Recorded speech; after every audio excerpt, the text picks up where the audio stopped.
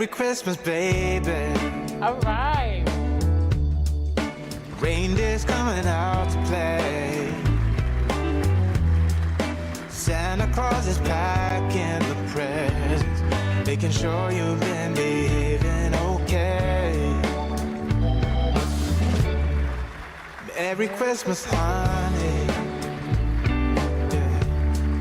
The snowman's dusting off his hat, putting on the show for everybody, to give them a smile that lasts another year. There's something that happens when sleigh bells are ringing, when December is, when the children are singing, yeah. Merry Christmas, baby. Ooh, yeah. There's room at the table for big and for small. All the fire is popping, the chestnuts are cracking, yeah. Merry Christmas, baby. All right. Welcome in. Merry Christmas, baby. Welcome, welcome, welcome. The snow is laying 2 feet deep. Now wish upon a falling star, so all your secret dreams can come true. There's something that happens when sleigh bells are ringing. All right, when welcome in, December welcome. is, when the children are singing, yeah. Merry Christmas, baby. Welcome in, welcome, welcome, welcome.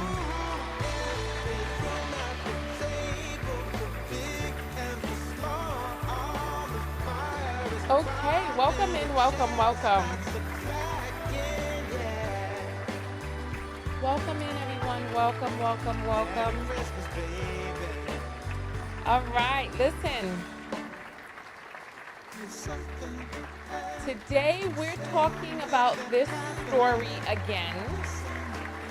So I'm going to let you all know what happened, who are the people involved.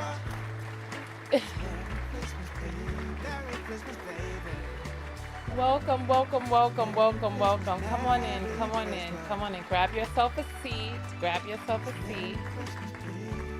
And we're actually going to be having a live call-in show today, and I appreciate you all coming in. We were live earlier today.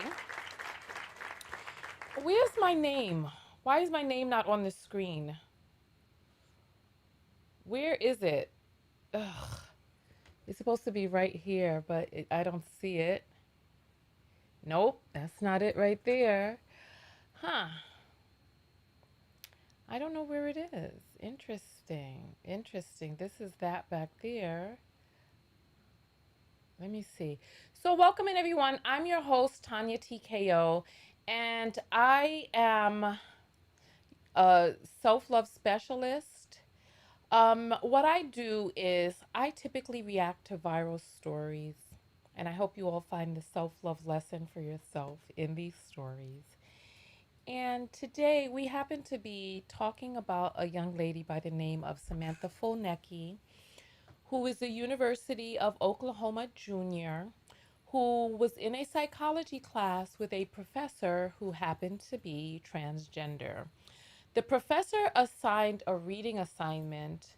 Give me one second. It's troubling me that my name is like lost from the screen, and I don't know why. Let me see. Ugh. It's I know what to do. I am going to find my camera. My camera is right here. I'm going to stop that from moving, and then I'm going to, yeah, it's gone. It's gone. My my name is not here, which is weird, and I don't know why it's not here. This is bizarre. Maybe it got pushed to like some side of the screen that it's not at. Hold on, let me move this to the front and see what happens if I move it to the front. Okay. I don't know what's going on. Let me where's my camera? My camera is here. Yeah, for some reason, I see why I had multiples of them from other broadcasts. I deleted one earlier today because this one just cannot be found. Let me go to one of my other screens. It's on this, it's not on this screen, it's on this screen. So let me take this and bring it to my other thing. This is unbelievable. Let me see. There's that. There's that. Let me just delete all of these and then I'm going to bring it over. Yeah, this is ridiculous. Oh, now I see where it's at. Hold on. Let me see if I can. So, oh, I'm at my move goal. Oh, thank you. Thank you. Welcome, welcome, welcome. Um, Let me go like this and this. Yeah, see, I can't, they're not on the screen. They're nowhere to be found.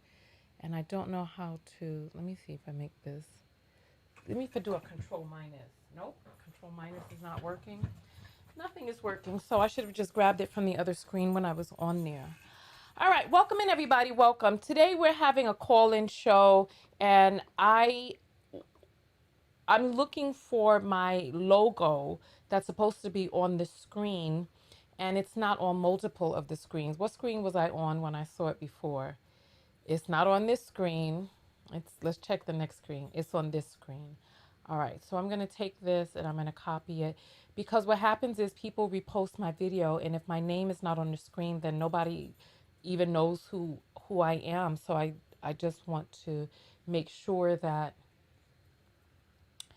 I am doing what it is that I need to do. So here, so it's on this screen. Let's see, it's not on this one, so let's put it here. Okay, perfect. All right, now we can get into the video. Perfect. All right.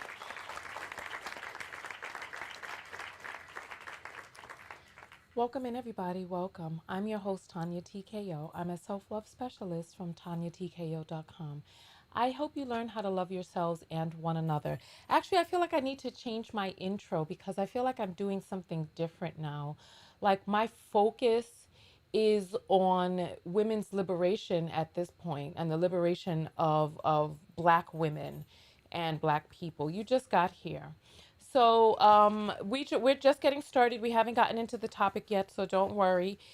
For people who are not getting the notifications from these platforms, that's exactly why they're doing it. They're doing it because they want to stop certain voices. So I am working with an app developer who will be able to get you notifications and other perks behind the scenes. So don't worry about that. I am currently working on it.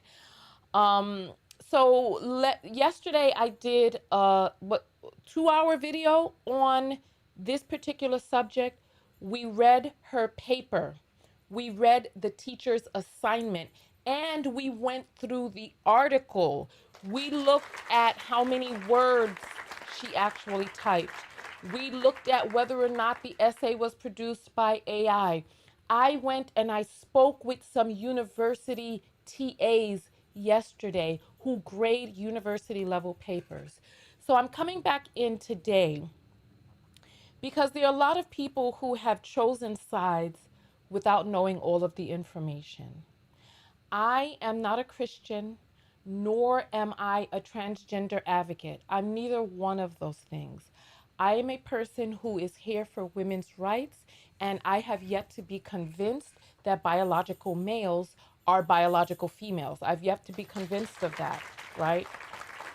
And part of the issue that I'm seeing is that far too often biological males bulldoze their way into female spaces, claiming that they should be regarded as one of us when we have a different century, millennia long trajectory and history that also includes the subjugation of women, biological women, two biological males and us being farmed for our uteruses. So in the year of her goddess 2025, we cannot not address the patriarchal issues that are impounding upon all of us and be like, oh, well, none of this matters. Come on over. Meanwhile, we got men with their penises swinging out in women's locker rooms. We got all types of craziness going on, but that has nothing to do with this conversation, right? Um, so we have another student in the house. This broadcast is not going to be as informative as yesterday's broadcast. So if you want to go through the paper and the rubric and all of that stuff, we did it yesterday. And there were some people who still had things that they wanted to discuss and talk to me about in the comments. So I've created this video here today where I'm opening up the phone lines after we talk about this for a little bit so that people can be able to call in, because people have so many words, to say. Is my mic low? Somebody's saying, oh, I need to be a little louder. Oh, you egging me on. You're egging me on. Oh, I thought my mic was low. Okay. All right, so on the screen, we have Samantha Fulnecky. She is the woman at the heart of this issue. We're going to hear a little bit from her, and then we're going to hear a little bit of some news broadcasts, and then I'm going to summarize for you all what we talked about and what we discovered yesterday, and then we're going to go from there. I feel like my camera is too high up. I just want it down just a little bit, just a little. Okay, there we go. There we go. All right. Okay, yeah, yesterday's video I thought was a really good video because I was able to get the full article and we read through it. I gave some explanations. We looked at the rubric and what the grading criteria was, what type of paper it was. We read her whole paper. We read what the professor asked of her. We read all of that. So, right. No need to redo that in this video because we spent 2 hours doing it yesterday. Okay, so let's take a look and listen to this right here, and then we shall go forward. I just did the assignment and turned it in, and I talked about the Bible in it. That is, I view all of my opinions in the world through the Bible. Samantha Fulnecky is a junior at OU. She says when she submitted an essay reacting to an article for her psychology class, she got a 0. The graduate instructor, who is transgender, was the one grading it. They called it offensive and said it lacked empirical evidence. So I gave my opinion, and not just my opinion, but that's like the Bible says that God created male and female, and anything that's not from God or glorifying to God is glorifying to the enemy. Here are excerpts of the essay. She says, society pushing the lie of multiple genders is demonic and believes it's against God's will. That's what I meant by that. The demonic thing is that I didn't mean for that to be offensive, but the truth will naturally offend people. And so I think that's why people are kind of viewing that as offensive. So, would you have a problem having a transgender teacher? I wouldn't, not if they're able to separate their kind of beliefs and things from grading, then I don't, really care who my professors are. She was supposed to be graded on whether there was an understanding of the article, whether it was a clear reaction, and whether the main ideas were organized in a coherent discussion. She got a 0 out of 25 points and filed a complaint against OU, claiming her religious freedom was violated. That instructor's been put on administrative leave. All right. So that's that video right there. Let me see if I still have the link open to the rubric so that we could just, I do. Perfect. So if we take a look at the screen, right here on the screen is the professor's rubric that the professor was supposed to grade along. So like I said, go look at yesterday's video. So 10 points is if it had a clear tie into the article. What we went over yesterday, She did not have a clear tie into the article. The article was the article was about gender atypicality versus gender typicality and bullying slash popularity. She really only talked about bullying in her paper. Like I said, go to yesterday's video. She really only talked about bullying in her paper, but this professor said as long as you talk about some aspect of it, which is we see reaction content, does the paper provide a reaction slash what does that say? Reflection discussion of some aspect of the article rather than a summary, 10 points. And then clarity of writing, 5 points. So that says, are the main idea, I can't see, this is too low. Are the main ideas and thoughts organized in a coherent discussion? Is the writing clear enough to follow without multiple readings? Okay. And we read her piece yesterday. In my opinion, as a grad student, right? And somebody who went to undergrad before they had rubrics. I'm happy that we have rubrics because we have professors who sometimes get on a power trip and they start grading unfairly for some people who they like and unfairly for other people that they don't like, right? And in this particular instance, there's a rubric. Thank goodness, right?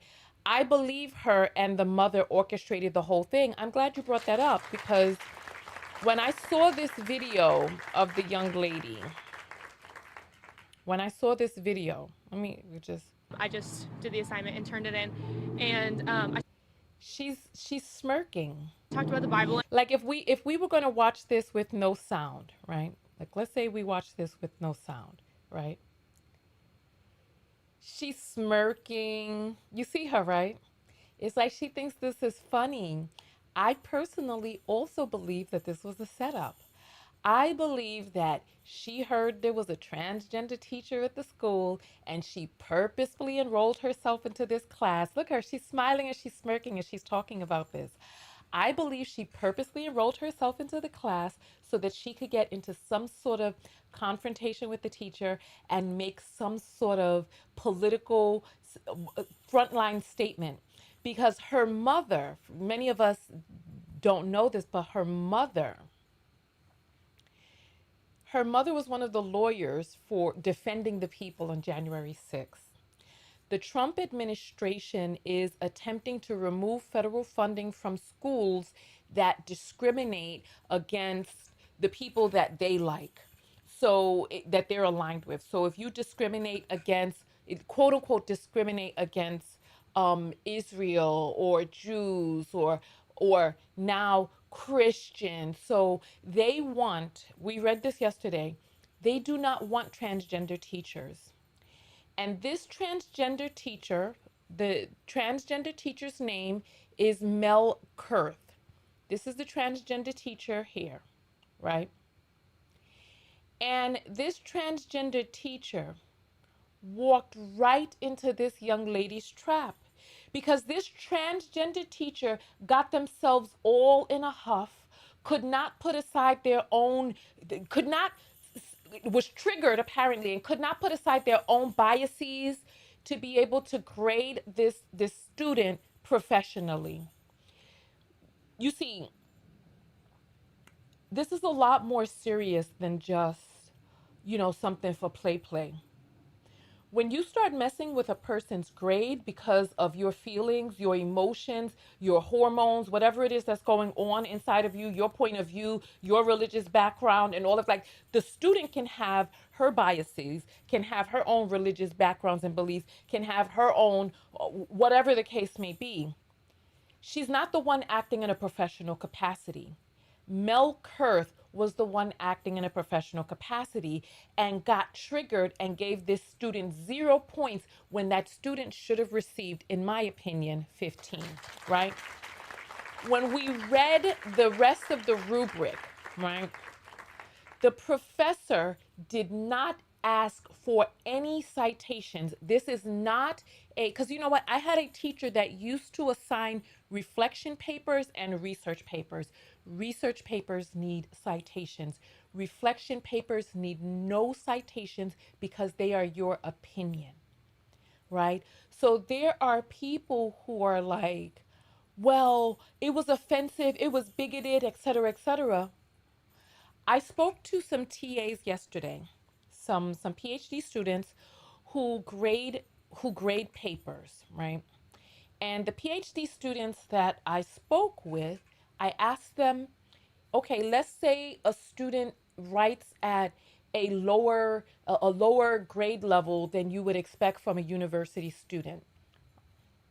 One of the TAs said, well, we're all at different levels of comprehension and writing in English. She was like, some people are international students. She says, unless I'm grading a paper in an English class, I'm not I'm not deducting points for grammar. She said under two conditions.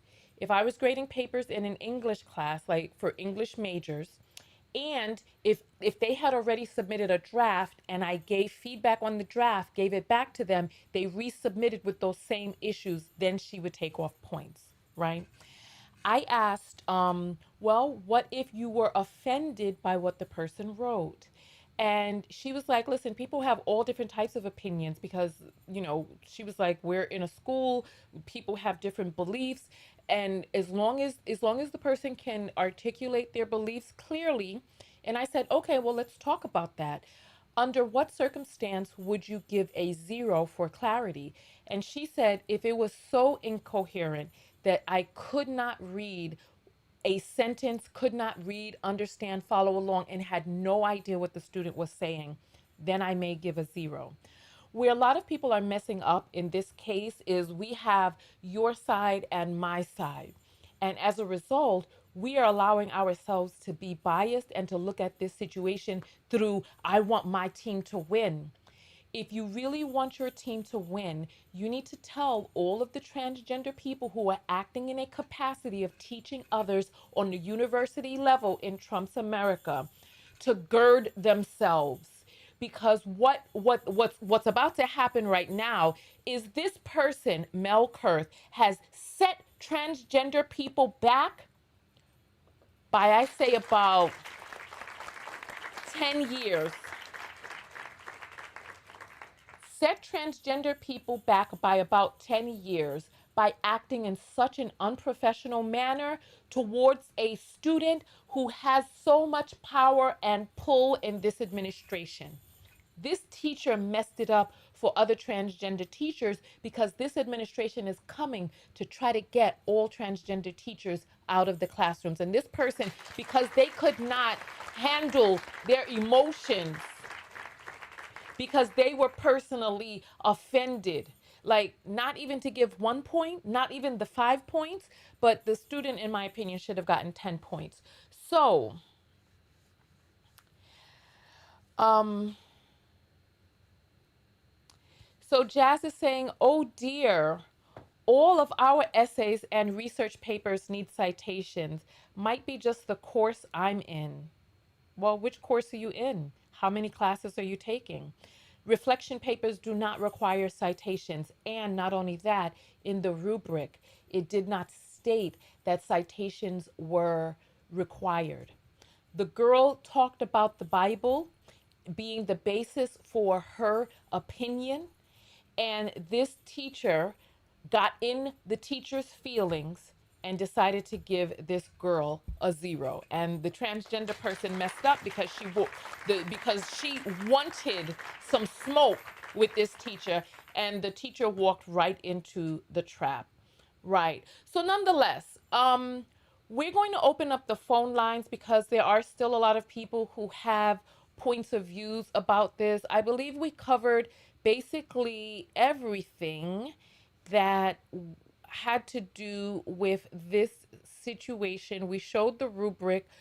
Um, I'll read a little bit of the students' article. I don't want to read too much of it in here Carol is saying 10 points for what? 10 points for giving her opinion, not a summary. Like, one of the things that I've noticed is that people who are calling this young lady unintelligent are writing in my comments with grammatical issues, showing that they themselves don't have the ability to keep up with the conversation. Like, you over here talking about what this student isn't doing. This is the student's essay right here. As a matter of fucking fact, I'm not even going to read the student's essay. Fuck that shit. We're just going to go right to the call lines. If you want to see the student's essay that we read word for word yesterday, go to yesterday's video. I'm going to open up the phone lines, but I feel like I need to get myself in check because I want to stop being so hot-headed. I want to be more cool and collected. I just don't like when people play in my face, and I don't like to repeat myself over and over again. Let me just state the facts for you all. The student followed 2 out of 3 of the criteria. 10 points for relating back to the article, 10 points for giving a reflection, and 5 points for being able to be able to for the paper to be able to be read. That's 15 points right there. I don't feel that she referred back to the article in any meaningful way. 10 plus 5 is 15, right? It's like, come on. And the frustrating part about it is I came live earlier and these people did not call in. I'm going to open up the phone lines now so that people can call in. And if you can stick with the damn facts of the case, like you can speak your opinion, but don't speak lies, okay? Don't egg me on with this nonsense that I'm doing right now. I want to calm myself down. I'm going to open up the phone lines. Okay. Phone lines are open. 323-488-3149. 323-488-3149. The telephone number is in the description of the video as well as the subject line of the video, right?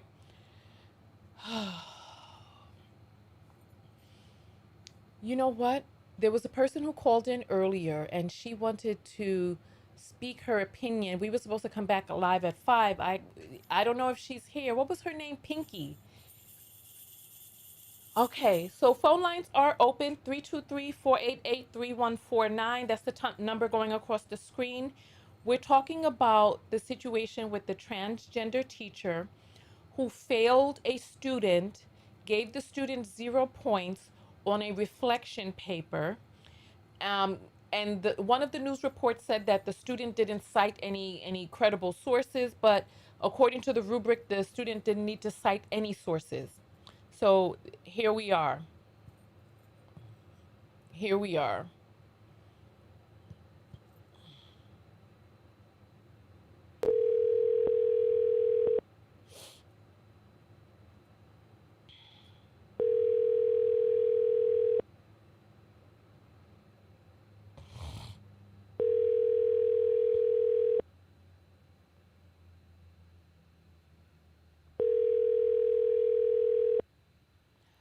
Someone is saying universities in the UK have always, hold on, oh, it went by too fast.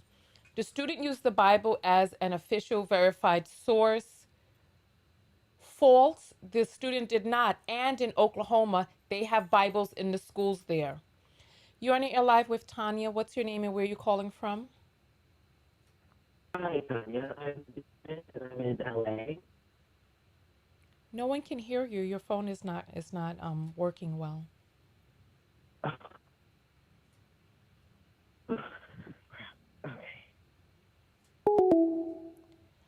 All right. The Telegram is open. As a matter of fact, there was a person who was trying to reach out on Telegram earlier today.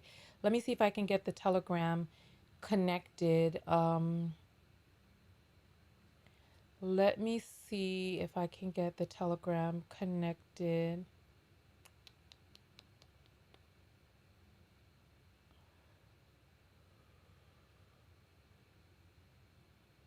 Here we go. Where is it? I don't see.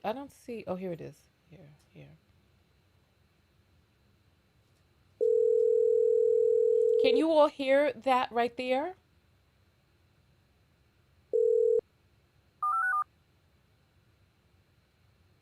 Hello? Hi, you're on Air Live with Tonya Hello? TKO. What's your name and where are you calling from? Hello? I don't think. Hello? Can you hear me? I don't think the person can hear me. Can you hear me? I can hear you. And can you all hear the person online?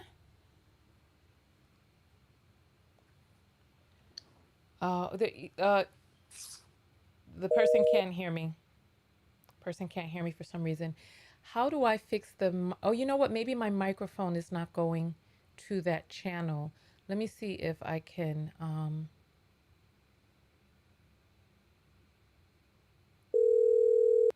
Let me see if I can. Hello? Okay. Hello, can you hear me now? Hello? Yes, now I can hear you. Okay, wonderful. What's your name and where you calling from? My name is Jonah and I'm calling in from Germany. Okay, well, welcome, Jonah. Welcome. What is your comment about this?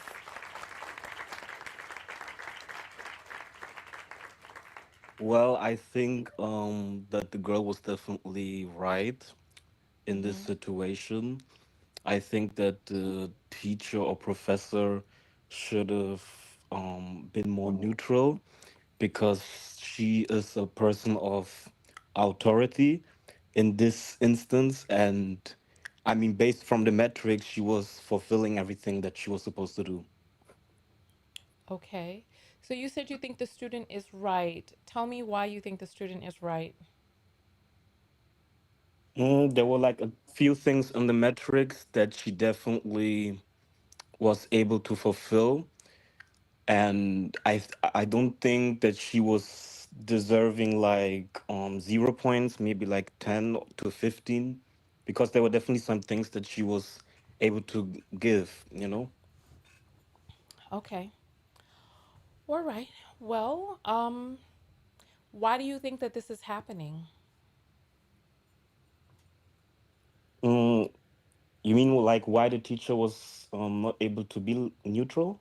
No, why do you think the whole thing is happening? Because the student, like, do you think the student set a trap? Do you think that the student is being sincere with what the student is claiming actually took place? Well, in the beginning, I thought that she was genuine, but when you later revealed that her mom was the Hmm. lawyer in the whole Capitol thing, obviously it's a trap. And I guess she wanted that reaction from the teacher to kind of make an example out of it, you know? Mm. Well. Yeah, well, let me ask you a question. Have you been in university where they have the metric? Have you ever graded papers? What is your relationship to the topic? Well, I'm right now enrolled in uni in Germany. Mm-hmm. I've had to hand in papers, but I don't really have like something like this never happened to me because maybe I guess it's also like I don't know how it is in the US, but in Germany it's like if a professor is correcting whatever you hand in, there's always a second person who's also looking through it, and afterwards once they hand it back you're also able to look and see what they were like saying about it, and if you're not happy with it you're always able to also go to council or something like to the next higher station. Oh, okay, wonderful. Have you always felt that the grades that you've gotten have been fair? Yes, well we also have it, I don't know how it's in the US, but with us it's like they don't you're not able to like see the name. We only have our own numbers, and the numbers always change in a certain way. Oh, what? Tell me So you're more. not. What? Yeah, so you're not actually able. I don't think the way they were able to interview the girl like they did, I don't Yeah. think that could happen with us because I don't think that would be allowed for you to come forward and say, this was my essay and this was wrong. That would be very private. Oh, interesting. So you all submit your stuff. So do you have like a portal behind the scenes that's your portal that you Yes. submit in? But when you submit, it's submitted under an anonymous number that's constantly changing. Yes, correct. Oh, very interesting. But how but would something like that even work in a situation like this, because it seemed like it was the thoughts expressed in the paper that upset the teacher. Well, if the I don't think it's very difficult for something like that to happen because there are two people who are correcting it, and also in my case, I don't know how it is for other universities, but usually we don't really have a lot of essays like that. Most of the time, it's only one exam after 6 months after the semester. So that's the thing where you feel like you were wronged or something. You were able to go to council and do something about it. So the course that you have with those teachers is only usually like that one professor for that one course, and then in the following semester the teacher changes so that you're going to the next course, you don't have the same teacher. So it's kind of like if you're going there and you're unhappy with something, even if the teacher doesn't like you, then you're not going to see him in the next year, like. So it's kind of like, Well, do you understand what I'm saying? how many classes do you have in a semester? You it it varies depending on what you study, but me, for example, right now I have five. Okay, so you have five with one teacher or five different teachers? No, five different teachers. Okay, so but then five different teachers would give you five different grades, right? Yes.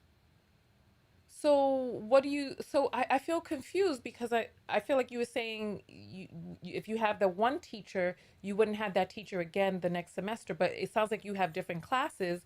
So do you get to choose your classes? No, we don't get to choose the classes. So everybody has the same classes that are in a particular major. Yes, Oh, that's for interesting. the semester, right? For 6 months. So let's say I have five courses right now, and then in 6 months, I don't have those courses anymore. I've finished. So then there are new courses with new teachers. Oh, that's very interesting. Okay, okay, because I'm in university as well. I'm in the States, and I get to choose. There's like a catalog of courses that I can choose as long as there's a certain amount of credits that I make up in each semester. So there's a certain amount of credits that a person needs for their degree, and you can take any classes from the list. Some of them have to be core classes to the major, some of them are electives. So, do you have electives? Like if you wanted to take pottery or dance? No, like with us, it's like a strict plan, and you can't really. Usually, there's not a lot of variations. In my case, there was no variations at all. I guess sometimes if I'm studying business, so with other people, sometimes if they study something like art, there may be a little bit more space for variations, but in my Interesting. case, not. Oh, wow. Well, you know what, Jonah? Thank you so much for calling in and giving your point of view on that. I have one little question Oh, for sure, sure, you. sure. With this situation that happened with the teacher, do you think the same thing would have happened, or is most likely to happen, if the transgender teacher would have been a woman, an original woman? I don't know how to say it A properly. biological woman? Biological woman. Yeah. Do you think that it would And have? was saying that the person is a man? No, I mean, If the like, do you teacher think if if the it would have been? no, I'm Do you saying think if it? if the teacher said, if the teacher was born female and then Mm-hmm. said, "Oh, I'm a man. I'm a teacher. I'm a man." If this would have Yes. happened? If this would more likely to happen, or do you think, like, I'm trying to ask, do you You trying to think, get me in um trouble? I'm not trying to get you in trouble, girl.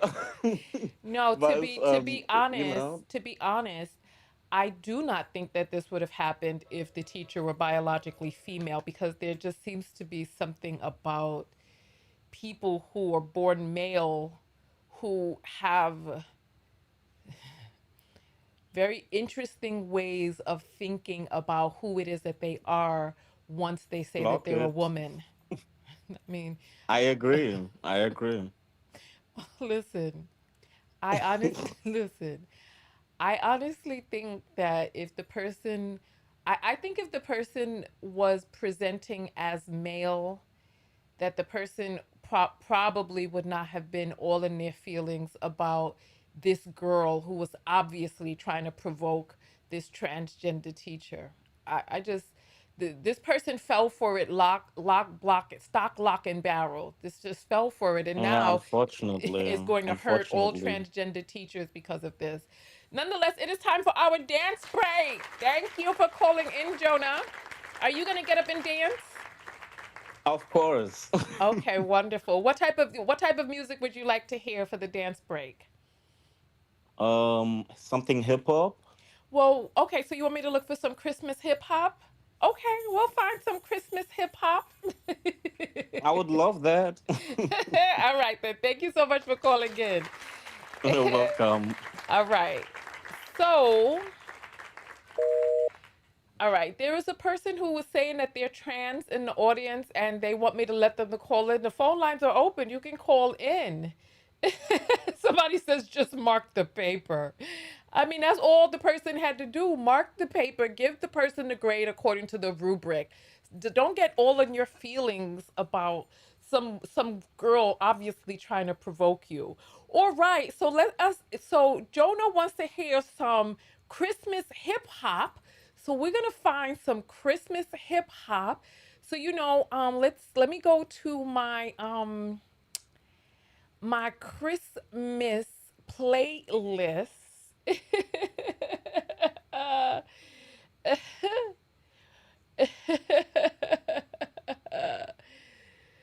So here, what is the name of that song? Come get the loot. You know what I'm talking about? Something remember Santa come get the loot. What was the name of that song? Um uh let's see. Jingle Bell Jazz, Carol of the Bells, Jolly Hey Ho. Let's see what this one is. Jolly Hey Ho.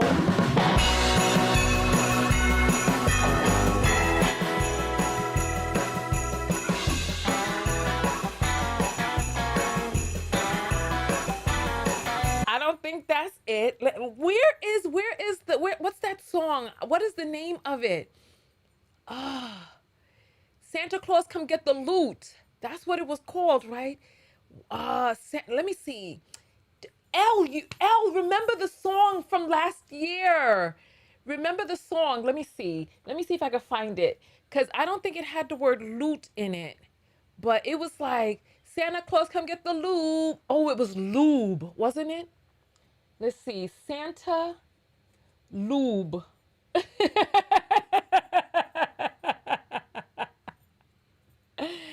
Oh goodness. So I'm not able to find anything with Santa lube on it.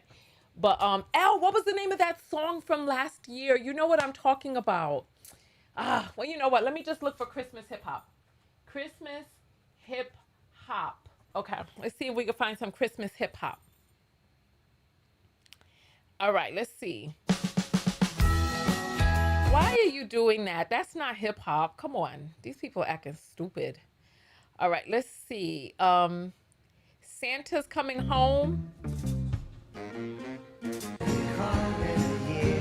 No, where's my hip hop? Oh my goodness. This is called Randy for Christmas. No, we don't want that. We don't want that. Anybody, you know what? Listen, I need you all to remember the name of the song. Once I play it, you know what? I'm going to put a heart on it this time because we're going to remember this song because that is our Let me see. Let me see. Let's see. What is the name? You know what? I'm gonna read all of the names of the songs that we have. Christmas with. You know what? We're gonna play them one by one.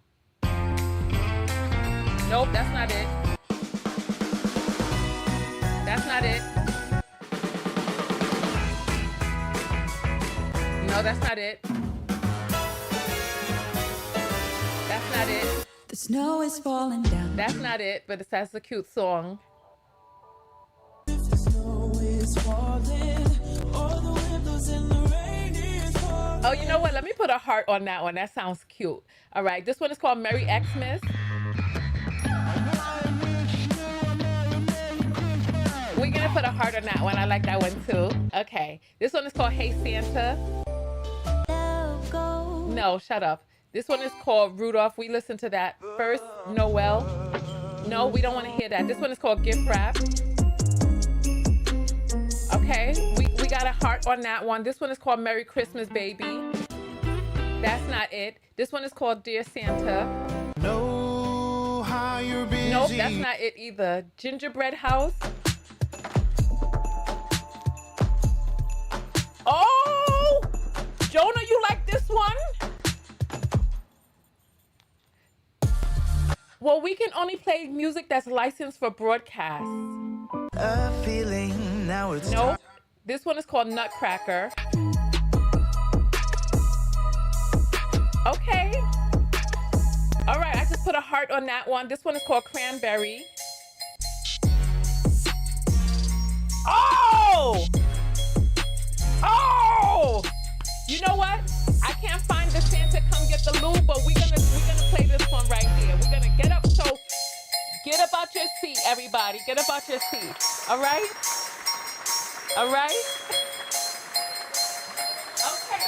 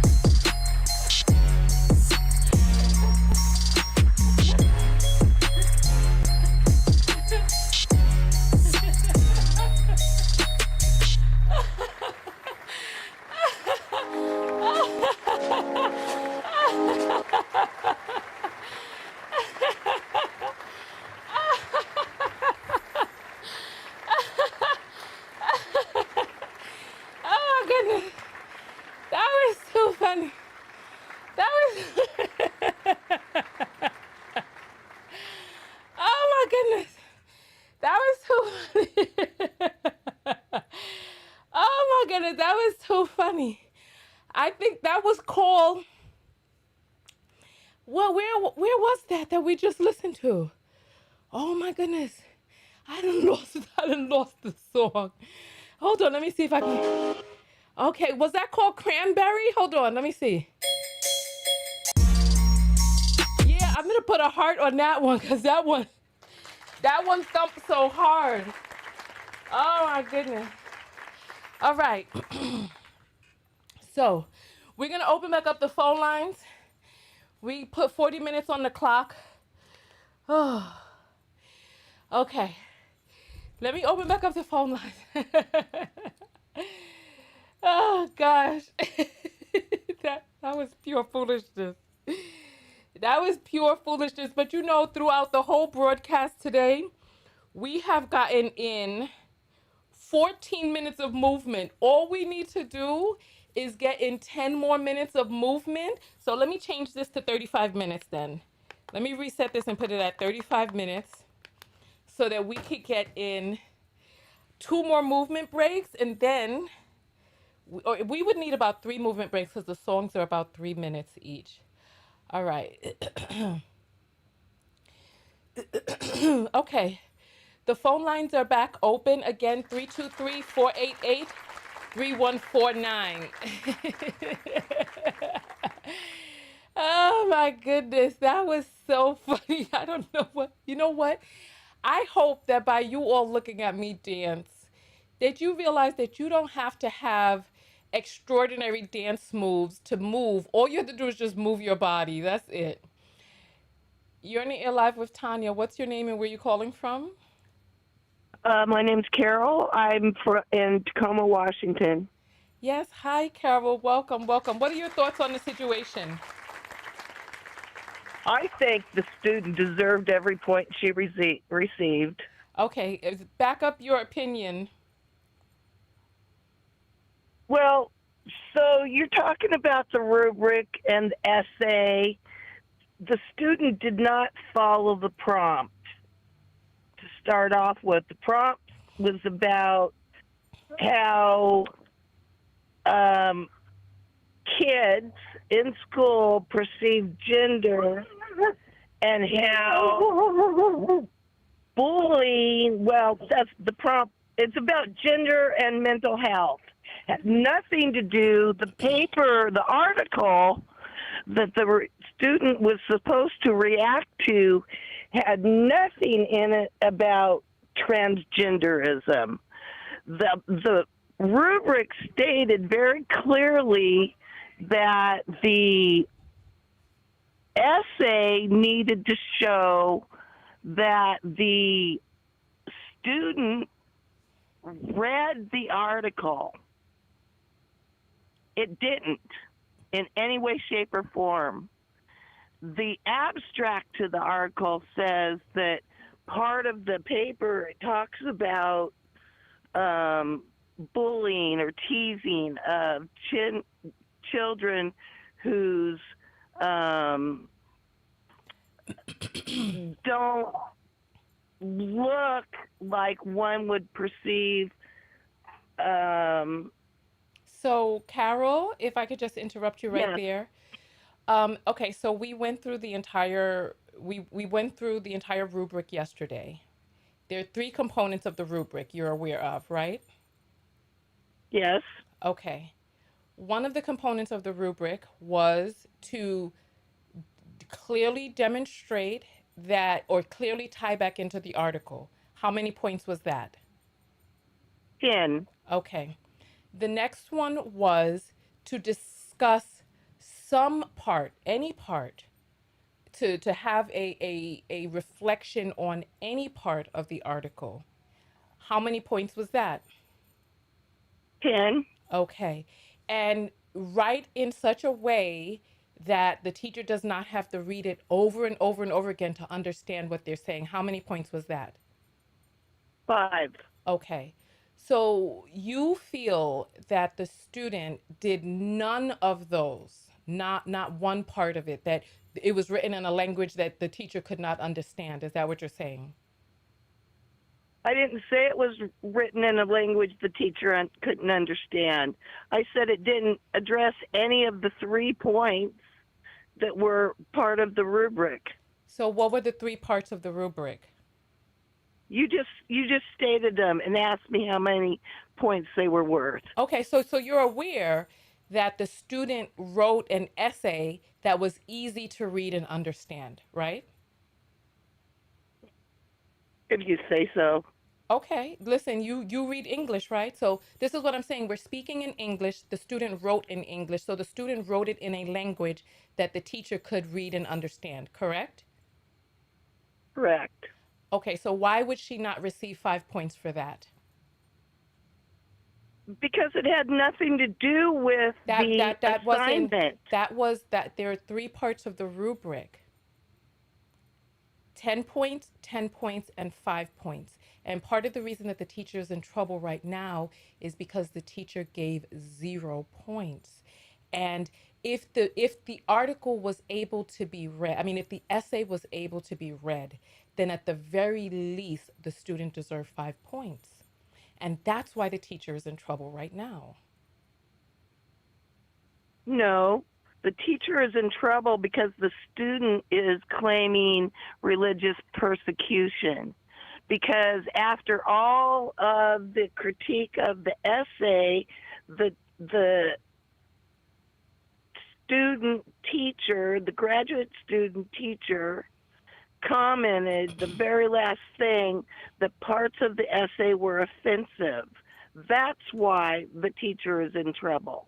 Well, okay, so the teacher's in trouble. So listen, we can only speculate on why the teacher is in trouble from what it is that I see. From what it is that I see. The student getting 0 points was against the So what rubric. you're saying is what you see, Hmm. even though it's different from what I see. What you're saying that you see is correct, and what I see isn't. Well, the rubric is very clear. And you're entitled to see things in the way that you see it, but that doesn't mean that it's the truth. We looked at the rubric. I don't have a dog in this fight because I'm not in Utah, I'm not a Christian, and I'm not transgender, nor am I trans aligned.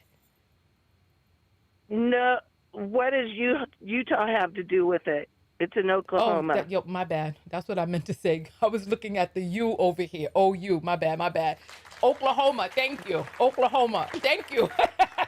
Did, did Oklahoma. you did you read the article, the 20-page peer-reviewed scientific article that was supposed to be reacted to? Yes. Did you read that? Did you watch the beginning of this video? Do you know who I am? Or did you Not just, really. okay, so you just happened to come across the video. So we did a 2-hour video yesterday where we went through the rubric word for word. We went through her essay word for word, and we went through the article. We read the abstract, the introduction, and we went down to the discussion. We looked at a little bit of the data in the middle, but we got the gist of the research from the abstract, the intro, and the discussion. We read that yesterday. We read the first page and a half of the discussion, but then I had to get to class. So I know what the paper is about. The paper is about bullying, popularity, as it relates to atypical gender expression and typical gender expression. That's what it's Right. about. And so what it is that I'm saying, I do not feel that the student clearly tied her paper back in to the paper, to the research. I don't believe that the student did that. However, the second two things I believe the student did fulfill. And we can disagree on that, but the rubric is very clear, and that's the point of having the rubric. But I do want to ask you, Carol, before we let you go, what is your relationship to the subject? Are you a teacher? Are you a student? Are you trans aligned? Are you Christian? What is your relationship to this that makes you so impassioned about it? None of that matters. It's I'm just curious, but if you don't want to calling. answer. It's a calling. All right. Phone lines are open 323-488-3149. Time on air is precious. if you're gonna have all of these airs about you and upset, and I ask you a personal question you don't want to answer, you don't have to answer it. I don't have to stay on the line either. Phone lines are open 323-488-3149. You can call in and express your point of view about the subject that we are talking about today, which is the transgender teacher who gave her student a 0 for not citing, or I don't know why the teacher gave the 0. The teacher gave the 0, in my opinion, because the teacher was in their feelings and offended and decided that that they were gonna take it out on the student. So there's that. All right, phone lines are open 323-488-3149. You're on the air live with Tonya. What's your name and where are you calling from? Oh, Amber, I'm from Oxnard, Amber from California. Osnard. Yes, from California. All right, welcome to the call. So go ahead and express your point of view. I'm going to start a little timer for the calls so that we are able to just kind of stay on track because I want to get in as many people as possible. Go ahead, Amber. Well, this is my opinion. I listened to you talk to this other woman. I don't know where she was from.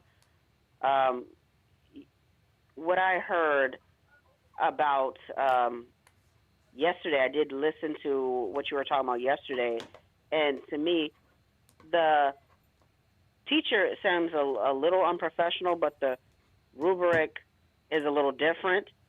The way how they grade, it seems kind of different, but the student did fulfill of writing how many pages or writing in perfect good English.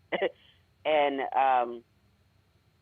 what they're talking about with gender, she didn't mention it. She was talking about transgender. What the student should have did was how do you equate with transgender with gender roles? Well, yeah, so if you saw a little bit of yesterday's video, the video My wasn't bad. Sorry. the video the paper the research paper wasn't even about transgender. It was about gender typicality. Quote unquote boys who act like boys and girls who act like girls, but it had nothing to do with transgender people wanting to be a different gender. Okay, but I was talking about with gender roles. She should have just connected that with gender roles. Like I can see what you're talking about. That what the article they were supposed to write about had to do with gender roles, stereotypical wise. That's what the student should have done. But I don't think that she should. It was very unprofessional for the teacher just to give her a 0 if certain things that she already kind of fulfilled with the assignment. She kind of did part of the assignment. Yeah, so she wrote the paper, and in my opinion, she fulfilled 2 out of 3 parts of the rubric. So, no, I don't think she should have gotten a 0. And it sounds like you agree, but I also feel like there's a little bit of misunderstanding about what the research paper was actually about. And it wasn't even about gender roles. It was about, so the people that were interviewed in the research paper, they were junior high school students or middle school students, but they were young adolescents. And they were not even saying that they thought they were transgender. They were saying that they felt that whether or not their peers were felt that people who were more gender aligned, whether or not they were, or typical, gender typical, whether or not they were more popular, and whether or not the students who were gender atypical were more bullied, and how that affected their self-esteem. So Okay. that's what the research article was about. Yes, I understand that. That's Okay. why I was setting gender roles, the roles of certain genders, that stereotypical roles that we have. Well, I guess it's different. Well, whatever. Hmm. But I understood that. But what she was saying, I guess she was trying to get a reaction out of the professor. But with being a transgender, it is kind of atypical. If even though you want to change your way how your gender, it is atypical. You're going to be acting a certain way. Your personality, it shows. it shows that, your personality and the way how you the things that you like and what you're going to do. That does have a little bit to do with gender roles, like some things that equate with your gender, even though you're not that gender. It does have something to do with that Okay. Well, so without getting a sex change. But yes. with it's So the way how people respond. It's the way how if they're young, and it doesn't, even though it didn't have nothing to do with transgender. But if a person wants to be transgender or going to be transgender, not wants to be, but are transgendered, they did have to deal with that at a young age of their role of how they act. If they're interested in more female aligned stuff or more male aligned stuff, yeah, like so hold on. So let me just tell you the rules of the call. When you hear me start speaking, I need you to stop speaking because when I when we start trampling over each other's words, it starts to make me get very aggy and then the call just doesn't go well at all. So when if you hear me start speaking, please stop speaking. Um, I feel that there are a few different things that are going on in this conversation that may be misunderstandings, right? And so we live in a society that says men act this way, women act that way, right? And when people act in those ways, we feel that those ways are gender typical, right? But, yes, but I think being transgender is a little bit different than just acting in a certain way. Like you know how Serena Williams has big muscles, etc. And she's a woman, right? So what you like and how quote unquote masculine or feminine you are really is not it's not like a carbon copy or like a what do you call that, like one of those papers that you put over to trace on top of. It's not like that. Like, so you could be transgender and not like the girly things like that. Doesn't So I feel like there's a few different conversations and a few different misunderstandings happening here. okay. Well, I understand. That's fine that you don't have to like girly things, but if they're transgender, they want to change their sex. That is kind of atypical. I don't know how you said it, agender typical. When you want to change your sex to the opposite sex, Well, that is totally different. gender and sex are two different things, so no one can change their sex. You can't change your They can't sex. change their sex. No one can change their sex. You're born with your sex. However, gender and sex are different things. Gender is the construct that exists in the society. So each society has different interpretations of how men and women behave. Interesting. Gender. I thought that was okay. Let me Google that. Gender roles. Gender. Interesting. I assume gender did have to do with your sex, but never mind.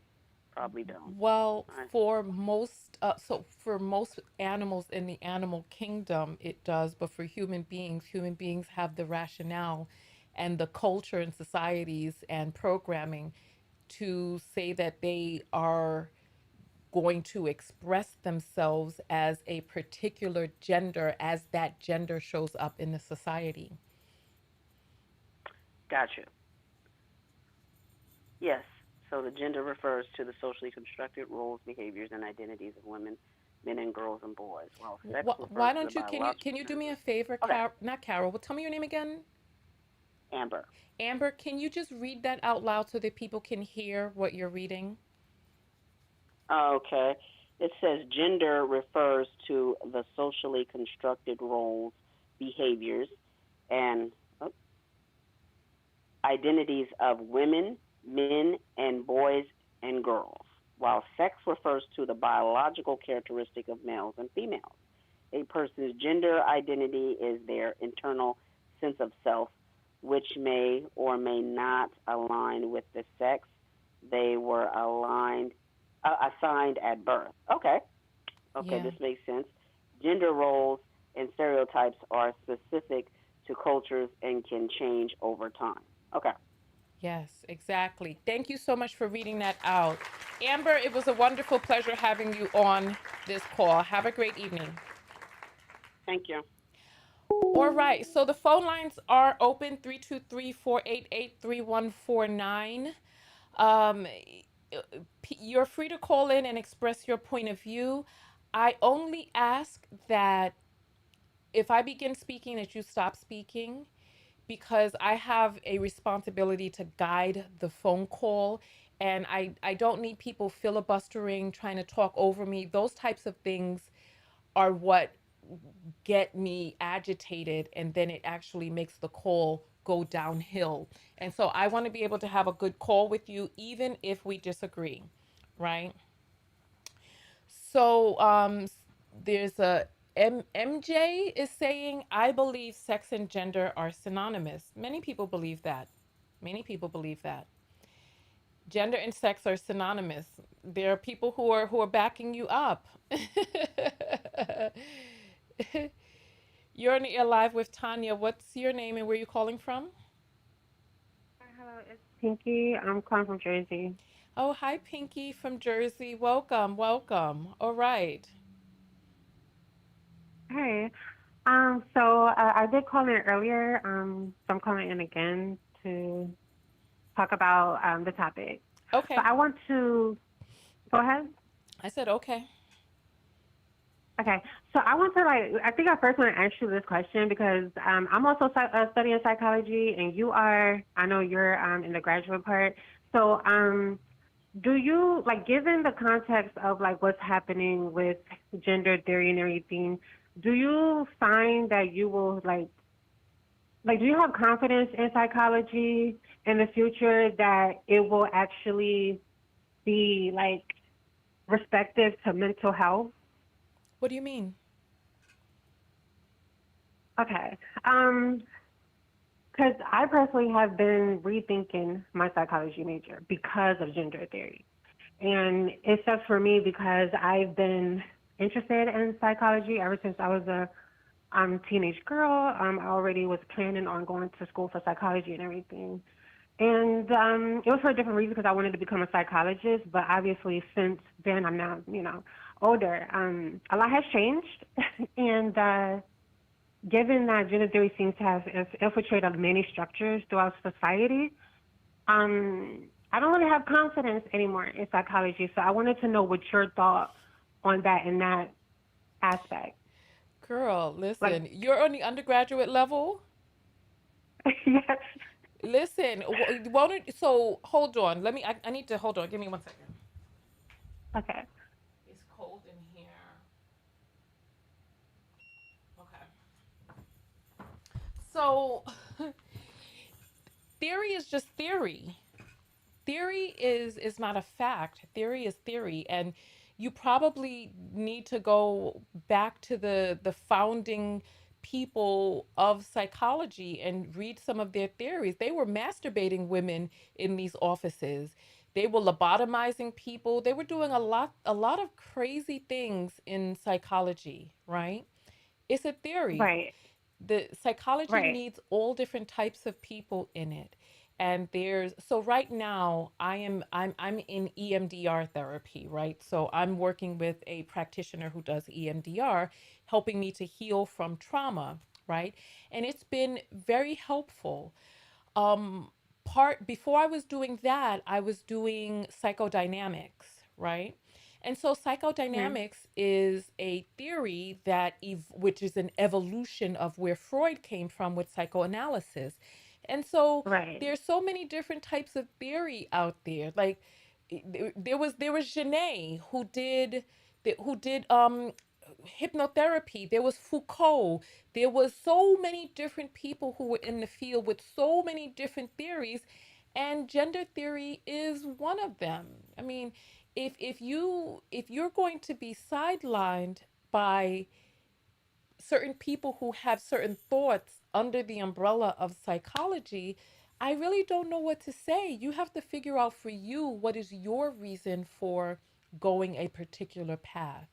I know what my reason is. My reason for studying psychology is because I wanted to understand how how the mind becomes programmed so that I can help people reprogram. That's what my goal was. And you have to think about your goals. So I do a retreat once a year. And while we do these retreats, I wanted to be able to have tools and understanding that would help me be able to help people. Why do you want to go into psychology? Right. I wanted to get into psychology because I've always been an empathetic person. I could understand other people's feelings and all that. And so with that, I've always been able to use, I don't want to say power, but I've always been able to use my sensitivity and ability to understand people, like put myself in their shoes or whatever, to actually help other people ever since I was a little girl. I've always wanted to, like, help people and give reasoning, whatever, whatever, because I tend to see the bigger picture. Um, so as for, I will say this, when it comes to gender theory, I agree with you. Theory is just a theory. I know it's also different from everyday theory. Like scientific theory is different. The reason why I asked you that question is because I personally am feeling like gender theory isn't a theory at all. It's really a philosophy. And if you know anything about philosophy, it's like practices or ideas. I think it's the idea, which is why earlier before I said gender ideology. Because um, at the end of the day, it was simple. Men and women, man, male, woman, female, and we live in a patriarchy, obviously, and then, men create a society. So given that, they made women second class, right? And so they assigned roles to us based on our sex, aka gender. I know now it's different. Like now it's supposed to be separated, but I think gender theory is performative. When you hear like gender expression, like what is that?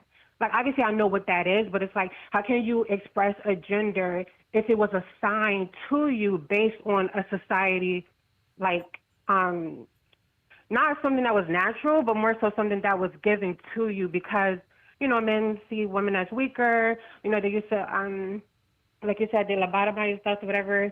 Thought because we were women or female that we were crazy, right? So I just think that um, gender theory, I feel, is not rooted in science. I think it's based on gender roles that have been created by men.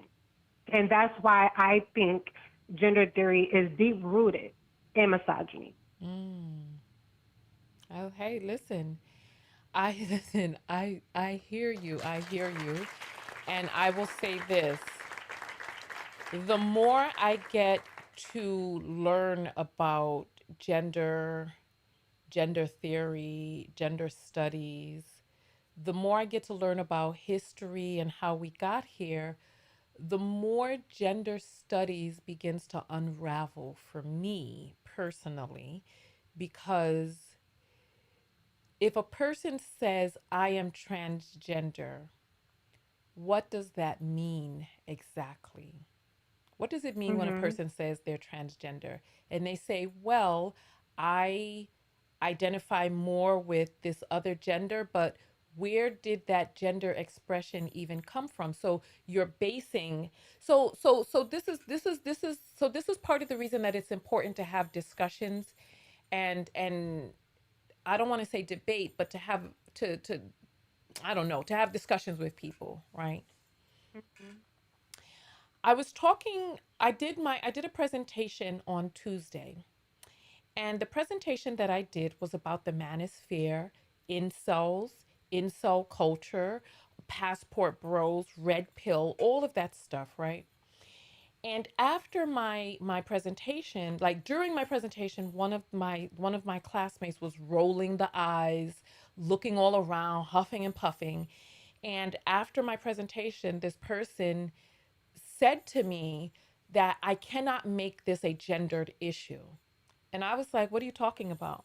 I was like, men have been traveling to find quote unquote wives to enslave women for millennia, since before biblical days. And the person just was like, ah, and then just kind of rolled the eyes and just went off. But I was thinking and thinking and thinking, where did we get this idea of what a woman behaves like? Where did we get this idea of what a man behaves like? When a person says they're transgender, what are they transing over to? Because this phenomenon is not new, and it's not unique to our culture. So in Native American culture, in some Native American tribes, these people were called two spirit, and they were thought Mhm. to be more spiritual because they were connected on both sides, from the heavens and the earth, male, female, that they embodied both of it, right? These Mhm. people, they were two spirit, they were not women. So when somebody comes into my comments and they say trans women are women, I'm like, no, they're not. They will never be women. How do they know what it is like to be a woman? I personally feel that it is downgrading to women for a person to say, I know what it's like to be a woman based on what? Theory? On a feeling? How do you know what it feels like to have that XX chromosome going through your veins? How do you know what it's like to carry a uterus Right. inside your body? How do you know what it's like to have a quote unquote female brain? How do you know what it's like to be socialized as a girl, carry a vagina, have eggs? Are you telling me that you're going to have two balls swinging down between your legs, have an XY chromosome, big muscles, the body of a male, socialized as a male, and then one day you're going to say, you know what it's like to be a woman based on what? Based on what? Your idea, and where did Right. that idea come from? So you think pink nails, hair, that makes a woman It like that? doesn't. So I'm going to, our time has come, and there's another call coming in. I know there were other things that you wanted to talk about. So maybe you can call back in, okay, Pinky? Thank you so much for calling. Okay. All right. You're on the air live with Tonya. What's your name and where are you calling from? My name is Frederick. I'm calling from Chinco, You, NorCal. you're calling from North Carolina? North California. Okay, North California. And you said your name is? Frederick. Okay, Frederick. Are you trolling? Because I see that you're calling in on a blocked number. Because if you're trolling, we could just take No, care of I this know right that. now. Oh, see? You see now. You see, Mirage, how the people just come and they want to play games pon the line. This is ridiculous. So nonetheless, somebody says it's evolved misogyny disguised as feminism. All right, phone lines are open 323-488-3149. Let me play this for us right here.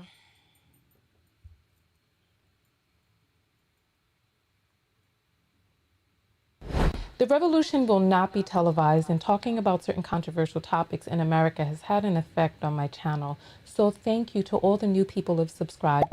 And for the people who thought you were subscribed, take a look around and make sure that you're still subscribed.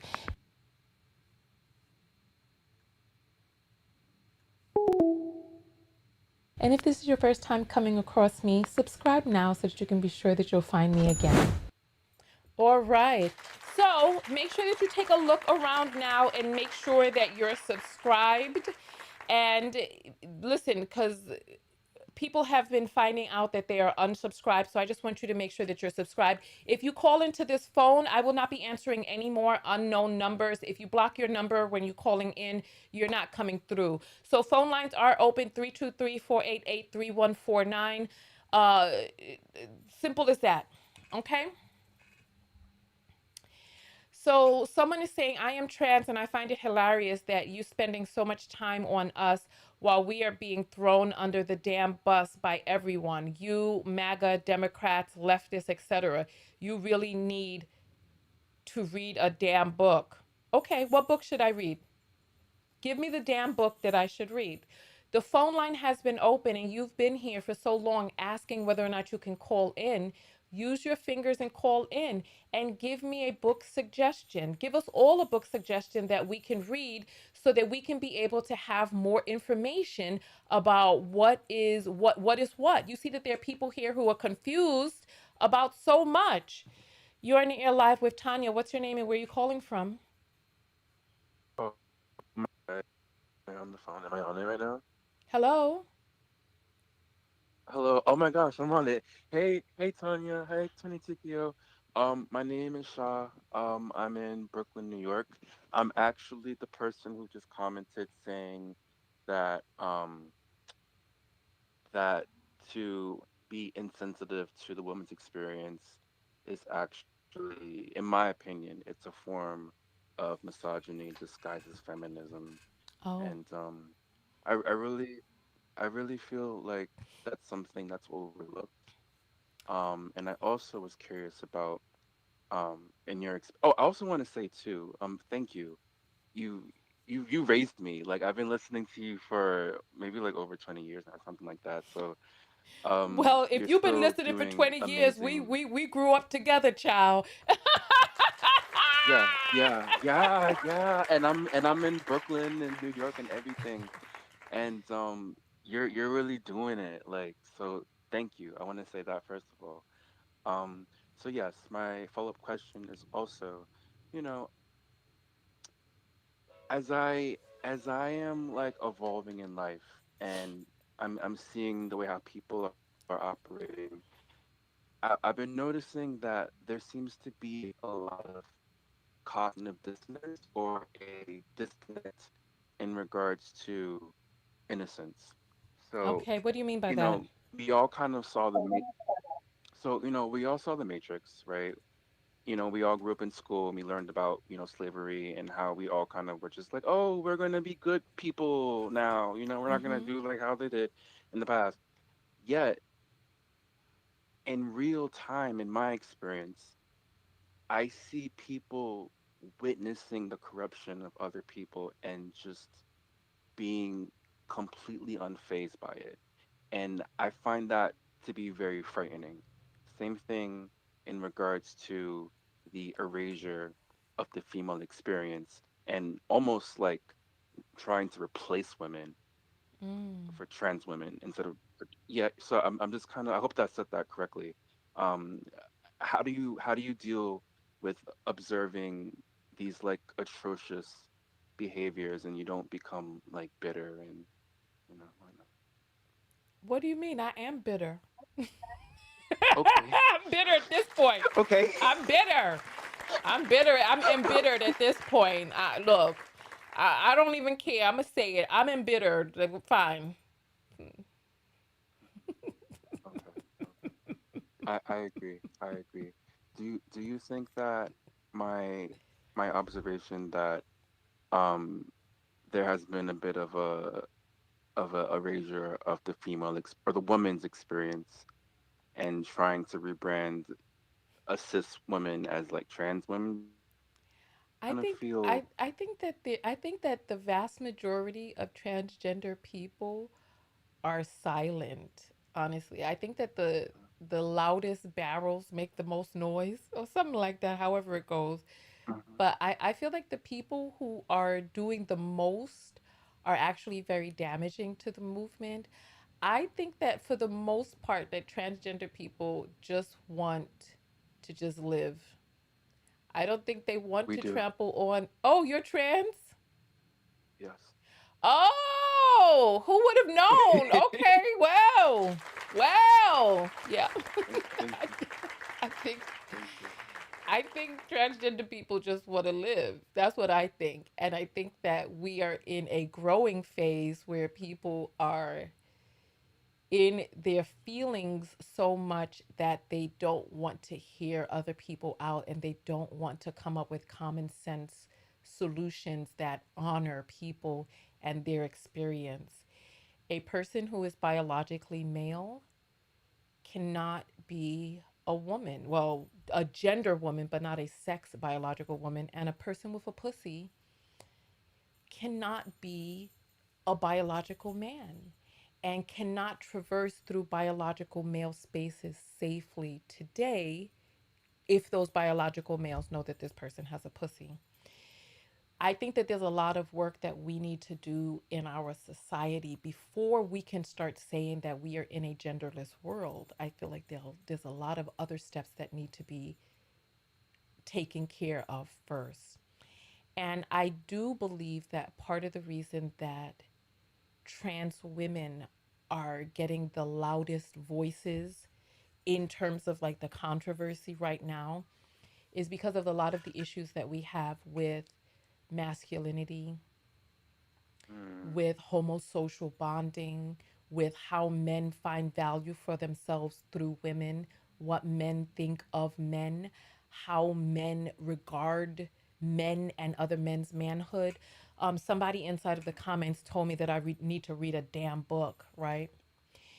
And I read a lot, and one of the things that I've read this past week, because listen, I'm not a man, I do not traverse in male spaces as a man, and so there are things that I do not know.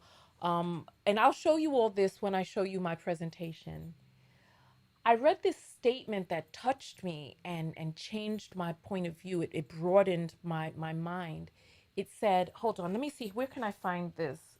I have it in my, hold on, my while present. you're Yeah, searching, go ahead, do that. can I contribute? Yeah, go So ahead. this might be an interesting thing to contribute. I read somewhere about the Aryan Nazis and how they used supermodels as a way of being a symbol of power, right? Like, you know, these like tall, blonde, white women and whatnot. And then I think about the types of I think about the characteristics of a trans woman or the types that are at least projected as being, you know, fishy or passable.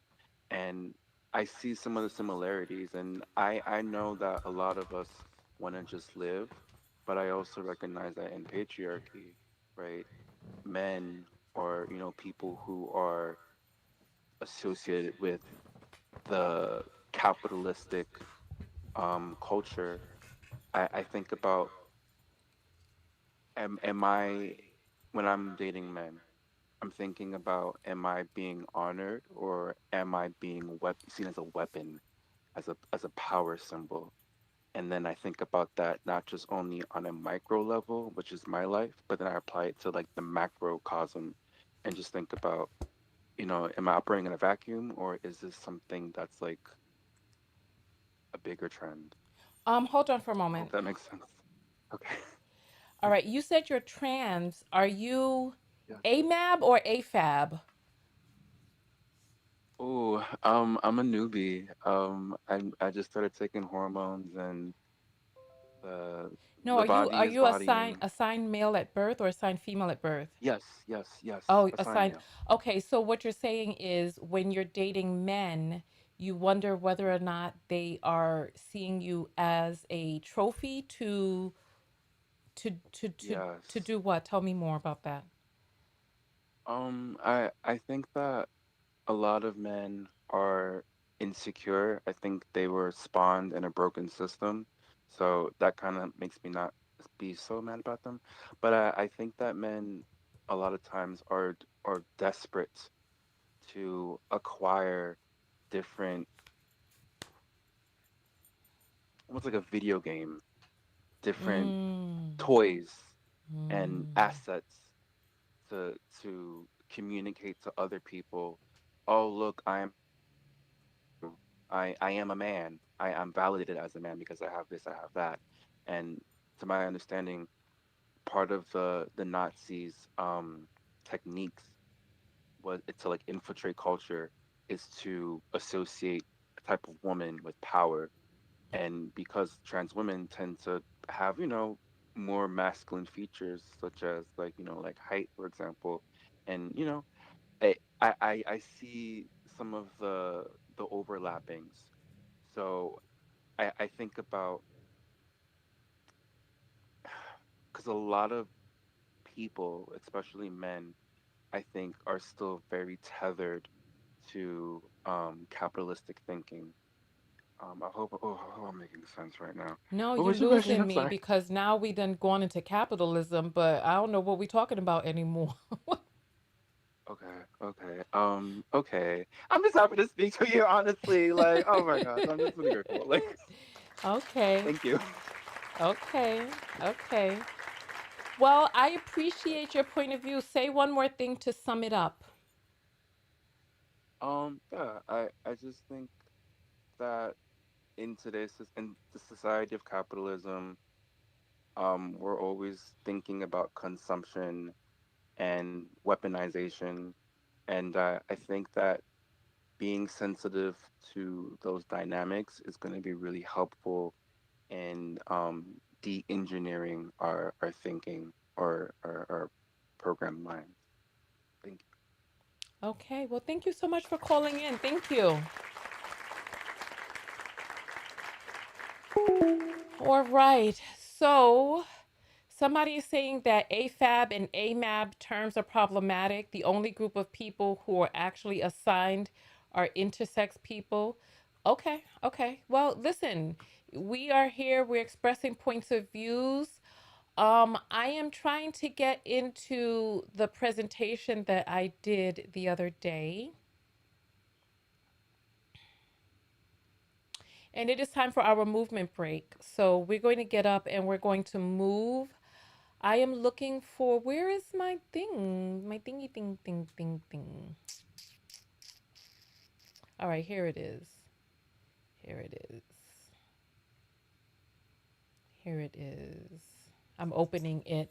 All right, so let us get our song up. Someone says tall is masculine. I'm a tall woman. Uh-oh. Uh-oh. All right, here.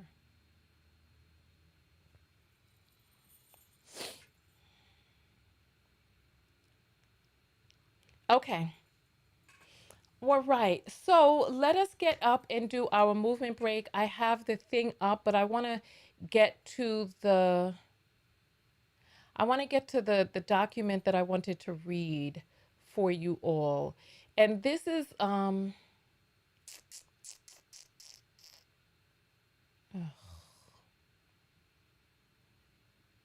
right, here we go. Perfect. I got it. I got it. Hey, Crystal. Sex is observed at birth, not assigned. Listen, I don't know. I don't know all of the everything. What we shall do, what I do know, one thing that I do know is, and so listen, someone was saying we do read, right? I am open to reading and learning more. No one knows everything, and from what it is that I have learned so far, I believe that the trans movement is a little misguided at the moment because they are operating within the binary. So it's like you're saying that you're not a part of this binary, but your POV, you're operating within this binary. All right. So let us get our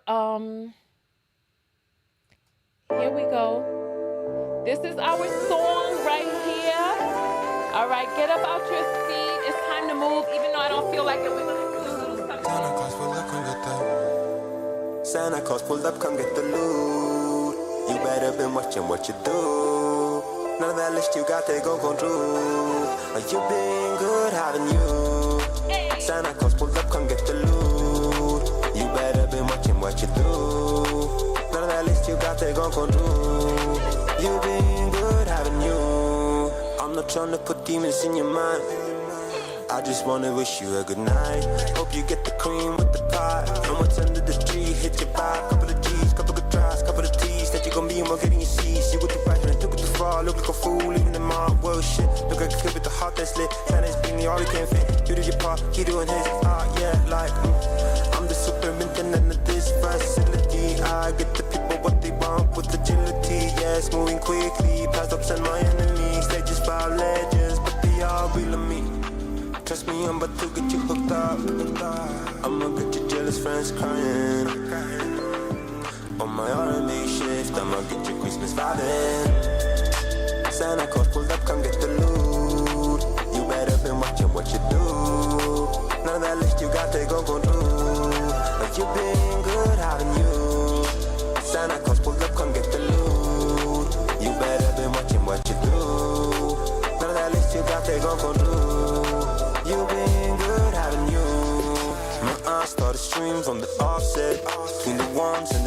how them process like they talking French when they say son got nothing I cannot comprehend how we gave up on justice, leaving feeling beaten down, all left behind on this holy night. Least we can do is try to make things right. Trust me, I'm about to get you hooked up.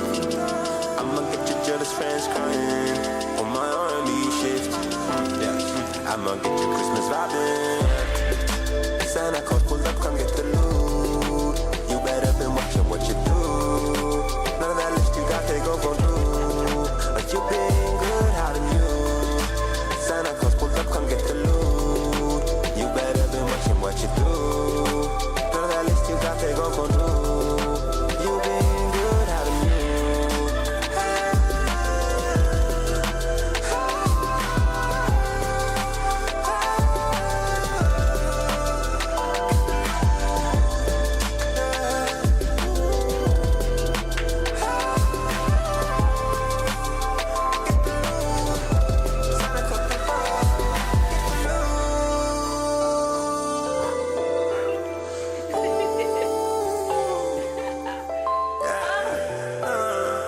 Oh, you been good, how do you? Ah, all right. All right. Whew. All right, there we have it. That was good. That was so good. All right. Whew. All right. Let's get our timer back up and running. The Cash Apps are open, $ Tonya TKO. You can support the broadcast that way. Make sure that you're subscribed. As you know, the revolution will not be televised. It will not be televised. If anything, they're going to try to... The revolution will not be televised, and talking about certain controversial topics in America has had an effect on my channel. So thank you to all the new people who have subscribed. And for the people who thought you were subscribed, take a look around and make sure that you're still subscribed. And if this is your first time coming across me, subscribe now so that you can be sure that you'll find me again. All right. All right. Okay. Okay, so let's continue going forward. Let's continue going forward. Let's open back up the phone lines. All right, phone lines are open. 323-488-3149. We began talking about the story with the transgender teacher. We just finished speaking with a person who says that they are transgender and just began the journey of taking hormones to, we didn't really get to ask many questions about how a person knows that they're transgender, what does transgender mean to them, etc. We didn't get a chance to answer or ask any of that.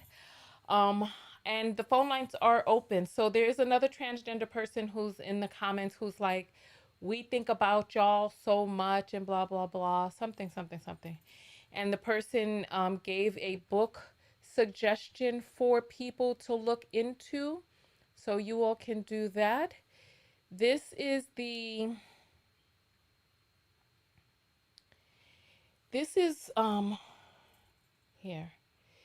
This is the quote that I wanted to read for you all the other day. Well, not the other day. This is from my presentation. Another example of an angle on these male-to-male relationships can be found in Michael Flood's 2008 article on how bonds between young men also shape their relationship with women and form their sexual attitudes and behavior. In this interview with young men at a military university, there were many examples of how friendships between men build on and involves fantasies and experiences of having sex with women, as well as sharing memories of collective sexual harassment and sexual encounters. Women become a kind of currency men use to improve their ranking on the masculine social scale, according to Flood. Homosexuality refers first and foremost to non-sexual and same-sex bonds. All right. That's one of the things that I wanted to read.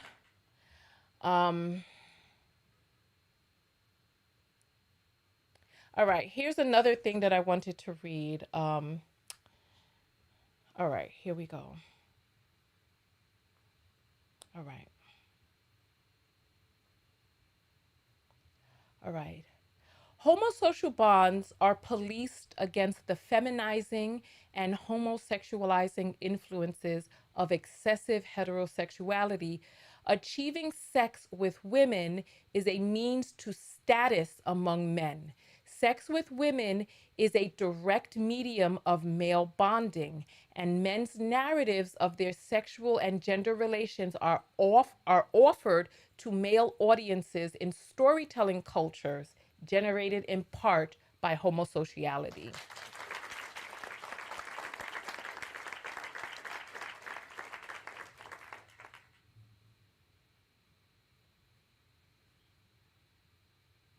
Oh, okay. So maybe I'll get a chance to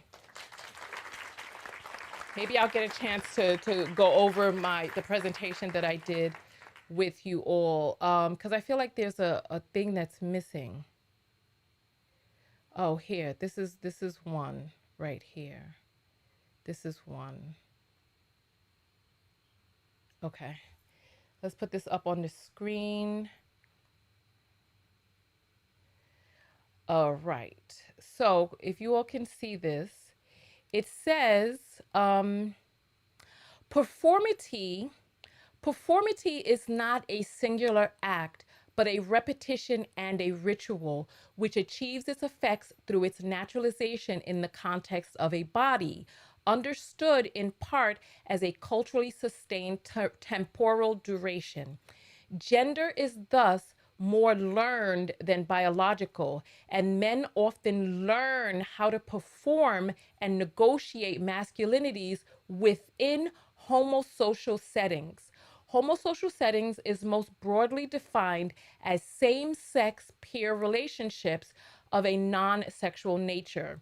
Most researchers agree that men do not receive a lifetime membership in homosocial circles. Rather, men are beseeched to prove themselves by performing masculinity. In choosing how to perform masculinities for homosocial groups, men deconstruct and reconstruct diverse masculinities, right? So we will go into more of that when I show you my whatchamacallit. I forget my presentation. So don't worry, I got you all on that. All right. Phone lines are open 323-488-3149. So someone is saying trans women are women. It's in the name. If trans women were women, the word trans wouldn't be in front. Trans women are trans women. If you feel and have evidence to otherwise, please show me the evidence that a trans woman is a woman. Show me the evidence of that. All right, so phone lines are open 323-488-3149. I want to hear your point of view. We're talking about, so there's a person in here who says, I enjoy gender studies. Okay. Well, listen, you may know more than we do. So if you want to call in and teach, by all means, call in and teach. All right. You're on the air live with Tonya. What's your name and where are you calling from? Hi, good evening, Tanya. My name is Ari. Yes. Hi, Ari. You need to talk a little louder. Your phone is very low. Oh my goodness, I'm so Okay, I sorry. got you. It's Hold on. better now. It's better now. Go ahead. So All where are right, you I have calling? it Where are turned you up to calling the max. in? Yeah, no, it's good now. Where are you calling in from, Ari? I'm calling from Florida. Okay, welcome, welcome. So are you trans and you're calling in to teach us? I am. I think it's time to have an adult conversation. Um, I welcome it, and I think we should start there. Okay, so let me just tell you the rules of the call-in so that we can have a Okay, productive conversation. So absolutely. it is my job to gear the conversation. When I begin to Okay, speak, I need you to stop. Okay? okay, sure thing. All right. Give me 1 second. I'm gonna go because it's playing on the TV, so I don't want it to. Um, All you have to do is turn off the TV or mute it. I did. It's my ADHD. No worries. But I'm all ears. So go ahead. No, you You go have my ahead. full attention. You're calling in to teach, so you said that. So the way you started off saying that it's time to have an adult conversation, we're all adults here. So you can Absolutely. start having the conversation that you'd like to have. Okay. Well, there's a couple things, and I want to say that first and foremost, I'm probably one of your biggest supporters. You've changed my life drastically in ways you'll never know. Mm. Um, I support the broadcast, all that good stuff. Also, that being said, um, I appreciate you having the conversation because it's a conversation that needs to be had on all sides. Oh Mm. goodness. So let me start off by saying this: trans women, or at least the ones that I deal with, we're not trying to invade in women's spaces. Let me make that abundantly clear. I've been trans over 20 years. A lot of trans women just simply want to exist. We don't want to encroach on people's spaces. It's I get it on the surface level. Sometimes it comes off that way, but it's one of those situations where it's believe none of what you hear and half of what you see.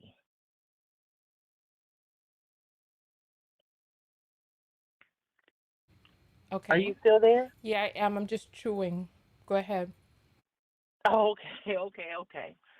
Um, and so also I think the the biggest issue is I think it's when they hear the word woman in it. Is well, why do you have to put woman beside trans? Or um, even from the comments tonight, it's like trans women are women. Um, I live a very stealth life. That being said, surface level, trans women are women. Okay, we get that. However, trans women are trans women. And I think leading with that, it starts a different conversation. Again, trans women are not trying to be biological women. We appreciate your experience. Yes, we learn from women. My mother is a woman. I'm not trying to think I'm better than my mother. I'm not trying to think I'm better than any of my sisters. I appreciate learning from them. I appreciate being able to share similar experiences. However, for me to say I'm better than the person that had me, no. And again, these are conversations that I'm having with my trans sisters when we're saying, hey, where did all of this come? And I get it. Everyone has got to be the butt of the joke at some point. At one point, it was the black community as a whole. At one point, it was the Hispanic community. Hey, trans, we're up. And to the young person that just called in that may have just started taking hormones, my advice to you from a trans person that does live a stealth life, don't be so quick to speak on certain issues that you have not so much experience on because you shape people's perspective in a negative way.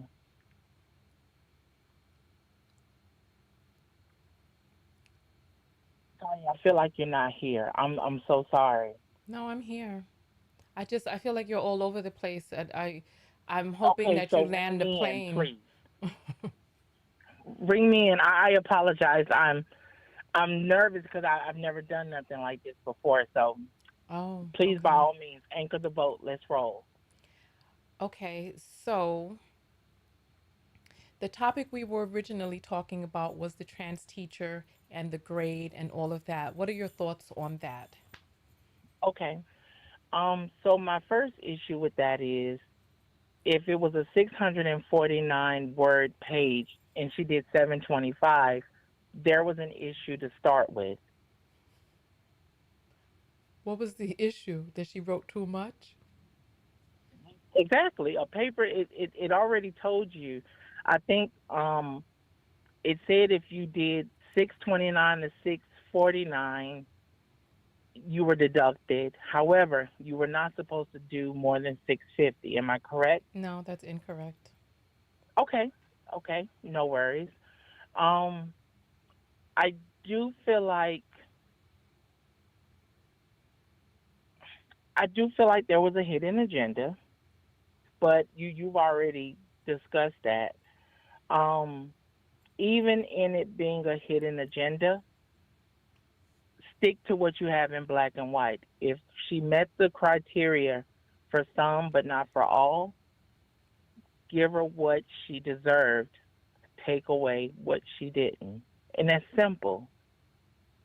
Why do you think the person gave her a zero?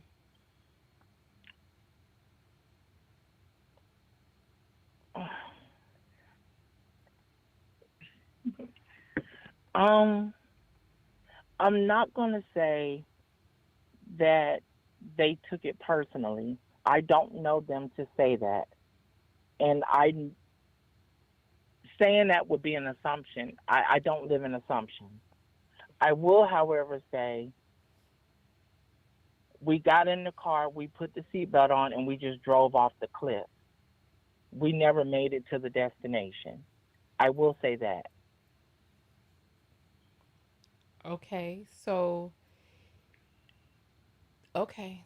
So you don't want to speculate on why the teacher may have given the 0 points. Respectfully, no. Okay. All right. So you have no But opinion on that, or you just don't want to share your opinion. um, I haven't heard her side of. I haven't heard the teacher's side of this whole situation to make a true analysis and say, okay, well, based off what you're saying, it sounds like you got in your feelings. Well, just from afar, I mean, because no, none of us really know, but we all have opinions. What is your opinion? Why are you afraid to give your opinion? Oh, not at all. No, no, no, no. I'm not afraid to give my opinion. I will say this: when it comes to religion, I am more spiritual. However,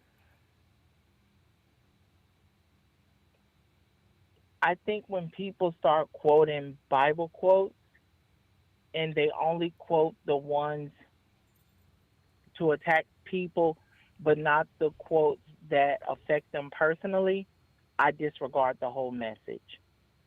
Okay. Okay. All right. So, question for you before we let you go. What does it mean to be transgender? Absolutely. Um. So I'll if I can give you just my quick brief life. I'm in my mid 30s.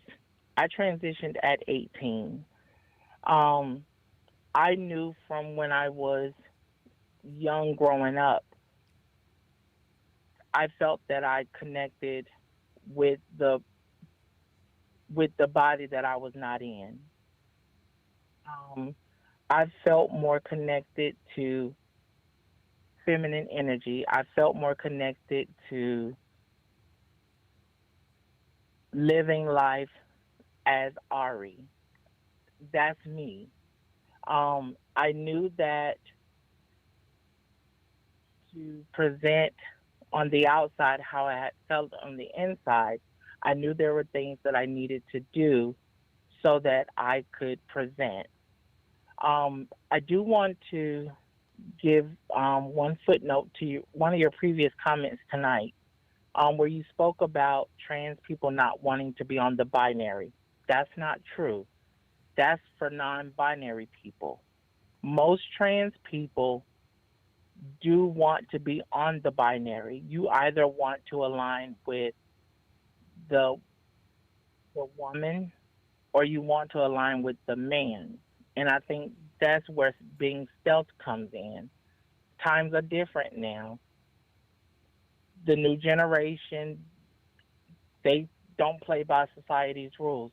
I come from an era where you had people to kind of show you the way, and you knew you just navigate through society. Um,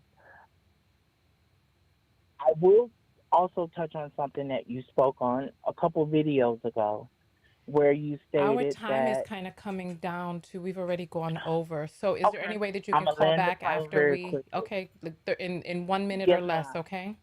Okay, absolutely. Please know that there are trans people who are being vocal about what's going on in the media, who do not agree with what's going on. Resoundingly, we do not agree with people who do not look the part, going in places causing corruption, causing confusion.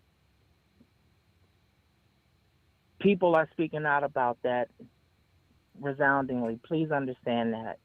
And again, if I can say anything to anyone, I appreciate you all listening, but trans women are not trying to encroaching on your spaces. Please, that's not the case, none whatsoever. I, Most trans people just want to exist and live, and that's it. okay, I think it's not a complete story to say none whatsoever, because there are people who Okay, claim that they're trans who want to trample on women's spaces.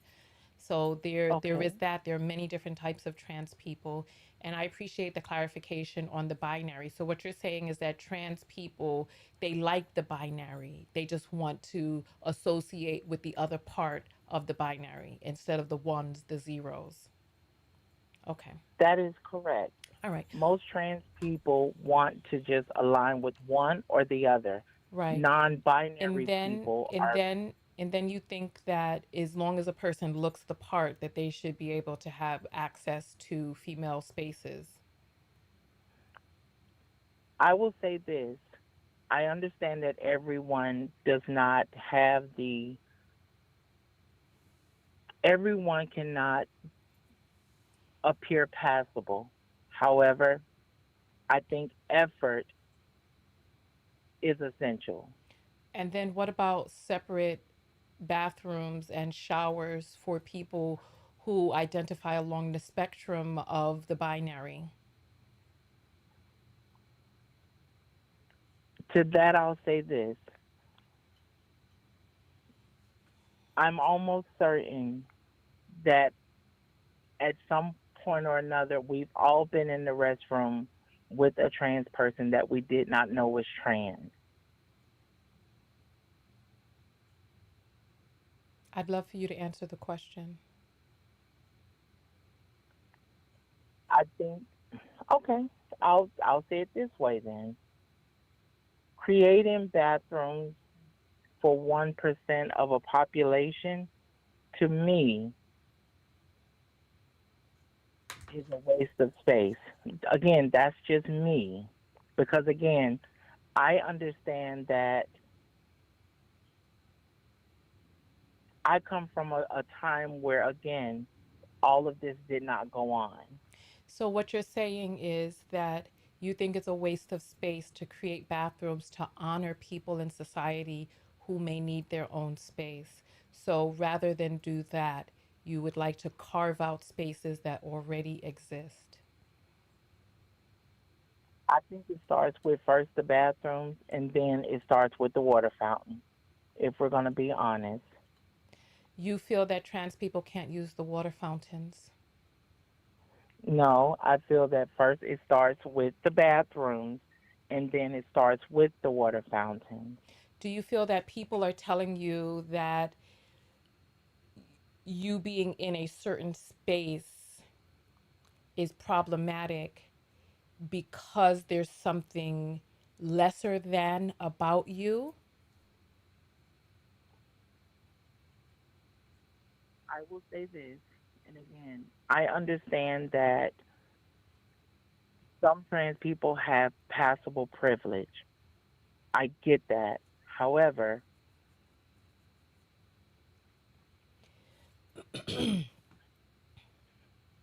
I think it's one of those situations where you really have to be focused on the wrong thing at the right time to go up to someone and say, "Hey, I think you're trans. I don't think you should be in here." So, the answer to the question about bathrooms and showers to honor people who do exist, you feel it's a waste of space. I don't see how honoring people is a waste of space. So, you're trying to say first it's the bathroom, then it's the water fountain. I feel Correct. confused by that because no one that I know of is saying that you are, because of your inherent identity, which you cannot change, that you are lesser than and should be relegated to having your civil rights violated. I think that the issue that existed with Black people and the whole separate but equal, when Black people were told that they were lesser than because they're Black. Do you feel that somebody is saying that you're lesser than because you're trans? I think that's what's going on before our eyes. Yes.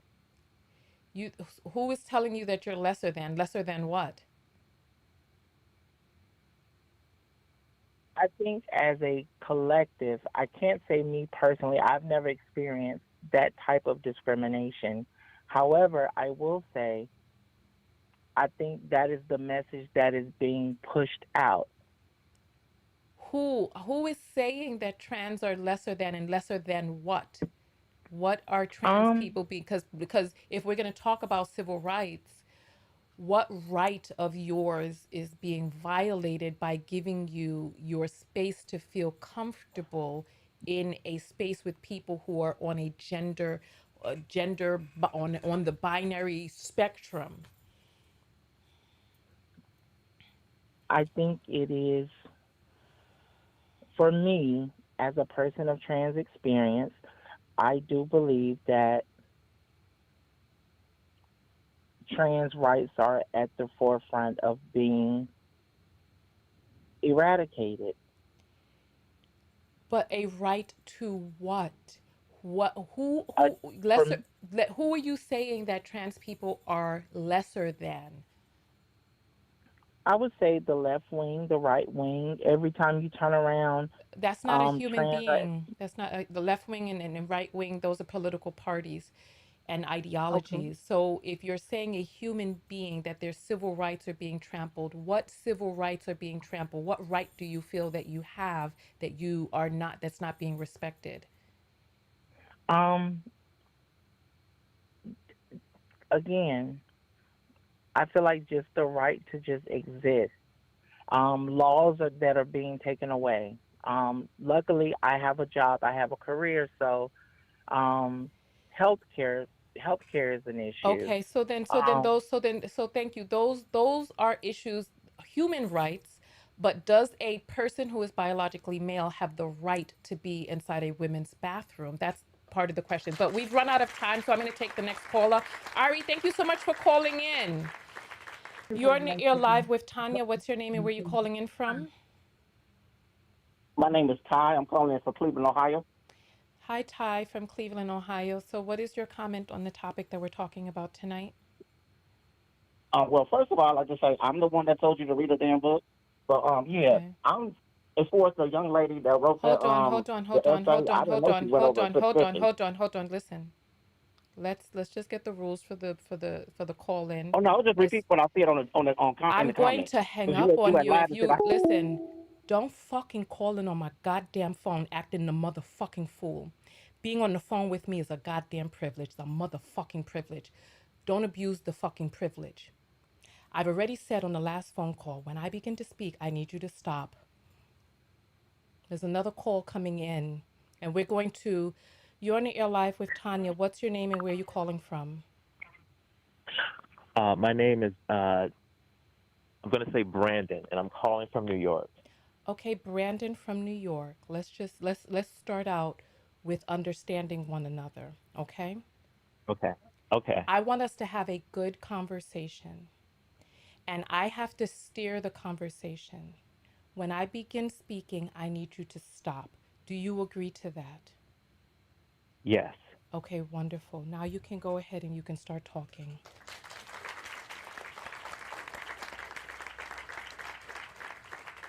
So, I am a trans woman, but I present as my assigned gender. Okay. Um, there are a lot of us, people who are trans but do not actually transition or, present as who we are on the inside.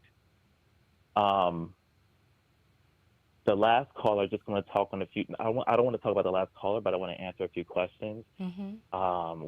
With regards to the trans woman being inside of the women's locker room, Mm-hmm. I do not think that this trans person should have been allowed in the women's locker room. I do not think that. I Okay. think that the issue that a lot of um, cisgender people struggle with is separating sex and gender. Mm-hmm. So instead of separating the locker rooms based on gender, separate the locker rooms based on sex, because sex focuses on what is in between your legs. And that's really what the issue is. It's not so if you're a trans woman and you still have a penis, you are still sex male, and therefore you go into the sex male locker room. If you are a trans man, well, trans man, I guess, doesn't work because, the parts and all that stuff. But I think that based on, what's in between your legs, the, that that's sex. And so we need to start dividing things based on sex, especially since we're in a society that focuses on that um, observes gender binary. So that's Okay. my position on that. Okay, that's interesting. So, question for you then, and also thank you for that. And then, so question for you. Um, some of these trans men who are taking their hormones, etc., they have vagina, but they also have had double mastectomies and they have beards. Should a person like that be able to walk into a women's locker room? They have a vagina, they've cut off their breasts, and they have a beard. Should a person like that be allowed in the women's locker room? Yeah, so just I walk think in. Mm-hmm. I think based on the locker rooms being separated by sex and not gender, sex, this person should be allowed to go into the women's locker room because their sex is still woman. Although I Mm-hmm. think that if that person went into the men's locker room, there wouldn't be an issue necessarily. I've been in men's locker rooms, and I've seen trans men with scars on their chest, and it's fine. No one bats an eye about it. And I think that's largely because people fear the transphobia tends to be directed towards trans women. Mm-hmm. People generally don't focus on trans men because you don't see them as a threat. Even when women act like men, the tomboys, they're more accepted in male spaces and in society than a batsy boy. That person's going to be teased because women being masculine doesn't scare society. It's men, quote unquote, dressing as women. That's what's scary to society, and so we focus on that more than the other. So, to answer your question, the trans man could go in either bathroom because society isn't afraid of a trans man. Well, so here is the thing, right? That is one of my concerns, and thank you for answering that. One of my concerns is that there's a person, for all intents and purpose, that looks male, and then they come into the women's restroom. What are we supposed to do? Rip off their towel to see if they have a nanny or not? No, no, no, no. You just see the scars on their chest. So we're supposed to inspect their chest, lift them up, and say, "Oh, okay, you got you got scars. Oh, all right, you good to be in here." I mean, where's the line drawn? Well, I don't think that anyone is saying that people in the bathrooms or locker rooms are responsible for checking people's genitalia. Um, I just no one's saying that. I think that actually, like, trans people are actually arguing the opposite. Like, stop trying to look between our legs. But I think that when it comes to locker rooms, the issue with the locker rooms, if we focus on sex instead of gender, all of this goes away. Mm. Because the issue with that, sex male being in the women's locker room is that he had a penis. Nobody, like, no woman wants to see a penis in a space where she wants to feel free and not under the male gaze. So they're absolutely right to be upset about that. Um, yeah, I agree. That person should have been in the sex male locker room Okay. because they have a male genitalia. You know, yeah. Okay. Okay. Well, thank you so much for calling in. And why is it that you choose not to present as the gender that you feel more aligned with? Well, I like having a penis. I like having a penis. I think that uh, I can express myself in other ways, and I do express myself in other ways that honor, who I am on the inside. Another thing that I wanted to say, if I can, really quickly, Mm-hmm. um, if we learn to separate sex and gender, I think an analogy that works for me is sex is the vehicle, the car, and gender is the driver.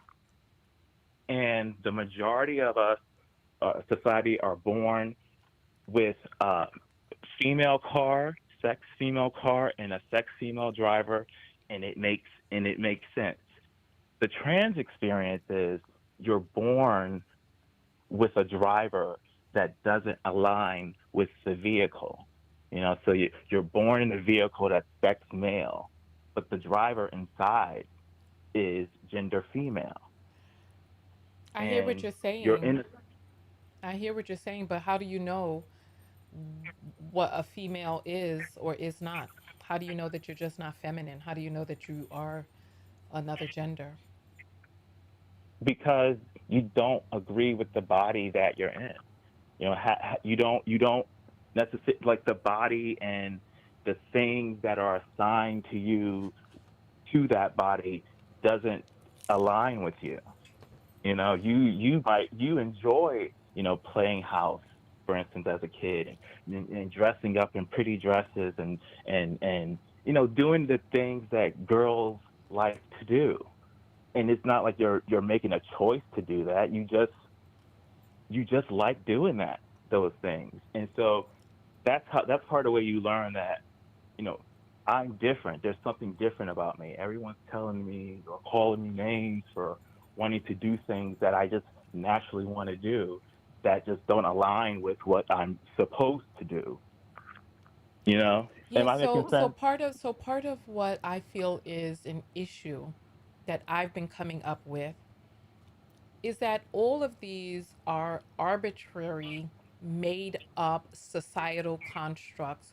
Who says that Mm-hmm. girls are the ones who play with dolls? Why is it that we can't open it up for boys to play with dolls? I just don't understand why a person feels that they have to be this made up societal construct. Like, why? because we live in a gender binary. And in a gender binary, you need to specify what is masculine and what is feminine. If we didn't live in a gender binary, then boys could wear dresses and no one would bat an eye because we live in a gender binary, boys can't, that's not assigned to boys. And trans people, we're just born into this. Just like you and everyone else, just born into this. So the prison of a gender binary. Trans people have to choose a side because we live in a gender binary. Yeah, but I think it's society. I feel like it perpetuates the same issue.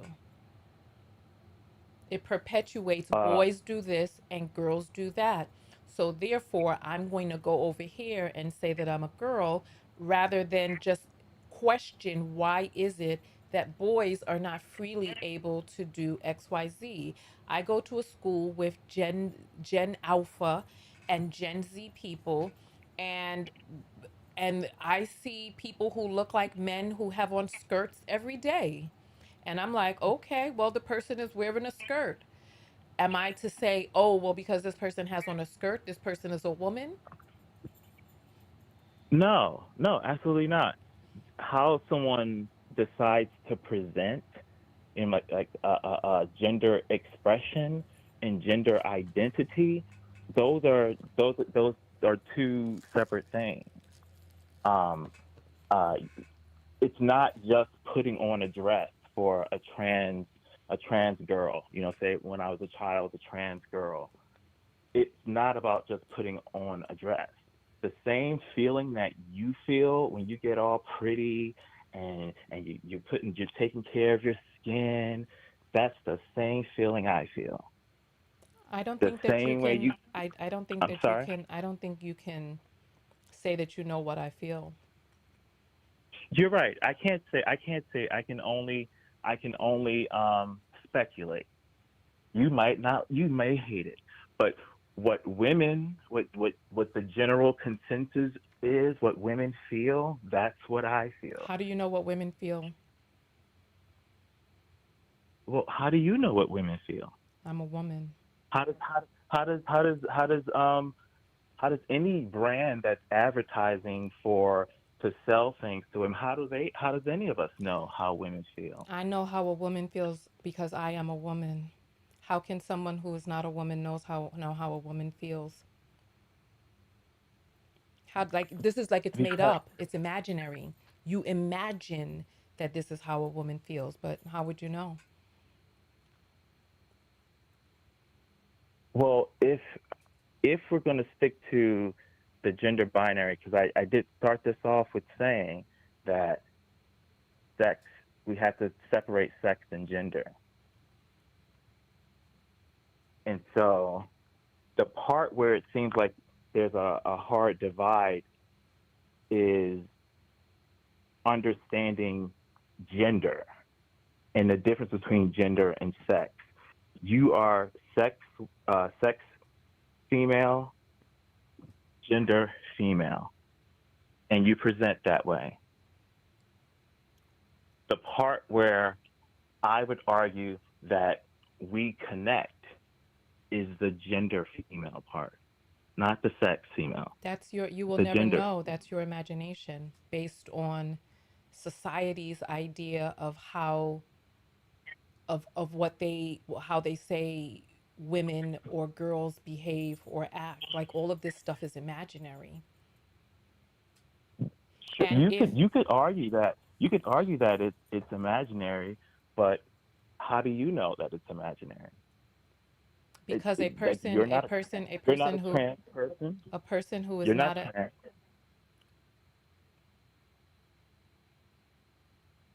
a person who is not a thing will never know what that thing is like. I can never say I know what a rock is like. I can see a rock on the ground. I can say that, so I can say that a rock is still and strong and hard, but I will never know what it's like to be a rock. And I'm not saying that that's the same thing, but what I'm saying is we can only use our imagination outside of that thing, and our perception of that thing is created by all of these societal constraints and ideologies. Right. I agree with you. I agree. And just like you will never know what it's like to be in a body that doesn't align with who you are on the inside. You'll never understand that perspective. You never know. I could And feel thin on, I could feel like I'm a heavy set woman trapped in a thin woman's body. mhm, mhm. But that doesn't That's mean I know not. what it's like to be thin. I mean, I could listen. I could identify as a slim thing, a slim one, slim thicky, or whatever. I could identify as that, but I will never know what it's like to to actually be in that body. I'll never know. I don't have that chemistry. That's true. I agree. I don't disagree with that. Um, but I go back to you will never know what it's like, and thankfully, I think that trans people really long to have that feeling of freedom that who we are isn't a threat to anyone, isn't a problem. Like there's a lot of freedom in being born in a body that you agree with. I admire that. And that's a human experience that I Yeah, long I'm to cutting you off. to. I'm cutting you off right here. I wanna, because I understand that the feeling that you long for, many people long for that. My question that I have rotating around and round in my mind is, if a person were born on a desolate island and they knew not what woman or man was, what would they say that they are? They would just be human. They would have Mhm. no concept of woman or man. They would just be human. So, my Mhm. question is, why is it that we are not advocating for the free expression of humanity in its many different forms and its many different expressions, rather than saying, well, you are this over here because you have a certain feeling on the outside or on the inside or inside outside? The question is confusing. Are you saying that why in a society that No, let me repeat it again. If you were born okay, on an island with nobody else around, what would you say that you were? If you never met a man and never met a woman, what would you say that you were? I don't know. I would say that I'm human. But what Exactly. would the people who observed me on that island say that I were, There's nobody else that on the I had. island. Hmm? There's no one else on the Yeah. island. No, no, yeah, yeah. There's no one else on the island. Yeah. What would the people who came to save me off that island, let's No one's say? coming to save you. You're just living on this island. That's it. You would just be yourself. You would just behave how you behave, and you would like the things that you like, and you would express in the ways that you would express. And there would be no Right. desire to change or flip yourself into anything else. You would just be you. You would not. Little boys do this all the time, and they're called gay, they're called feminine if they present as soft or, not in the way that boys are supposed to present.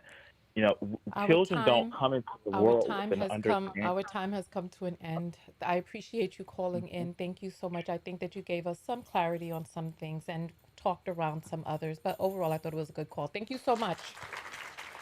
Thank you.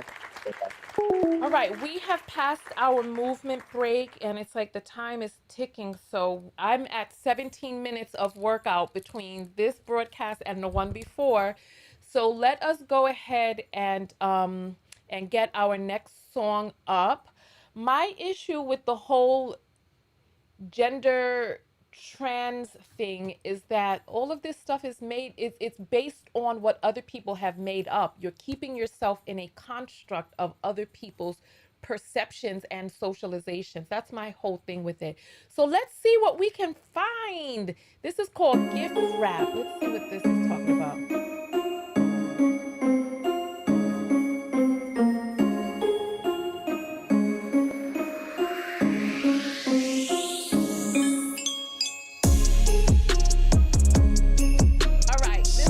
Take it easy. We're just gonna go smooth and steady, okay? We're just trying to get some movement in.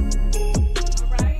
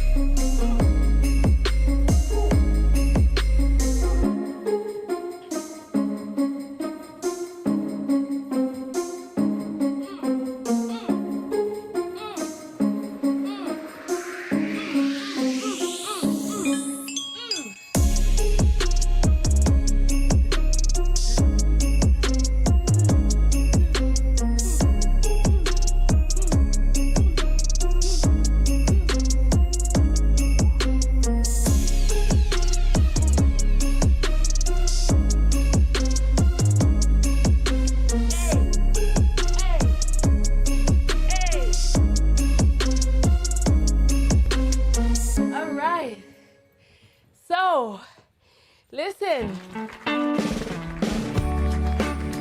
I'm a thin woman in a thick woman's body. I am trans thin. I don't know what to say. I'm trans. All right. All right, we're gonna open back up the phone lines. That only got me 2 minutes of movement.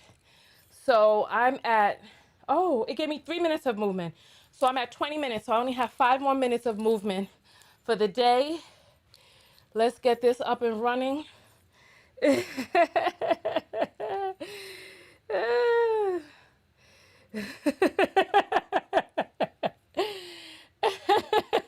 I wasn't sure if you all could hear me.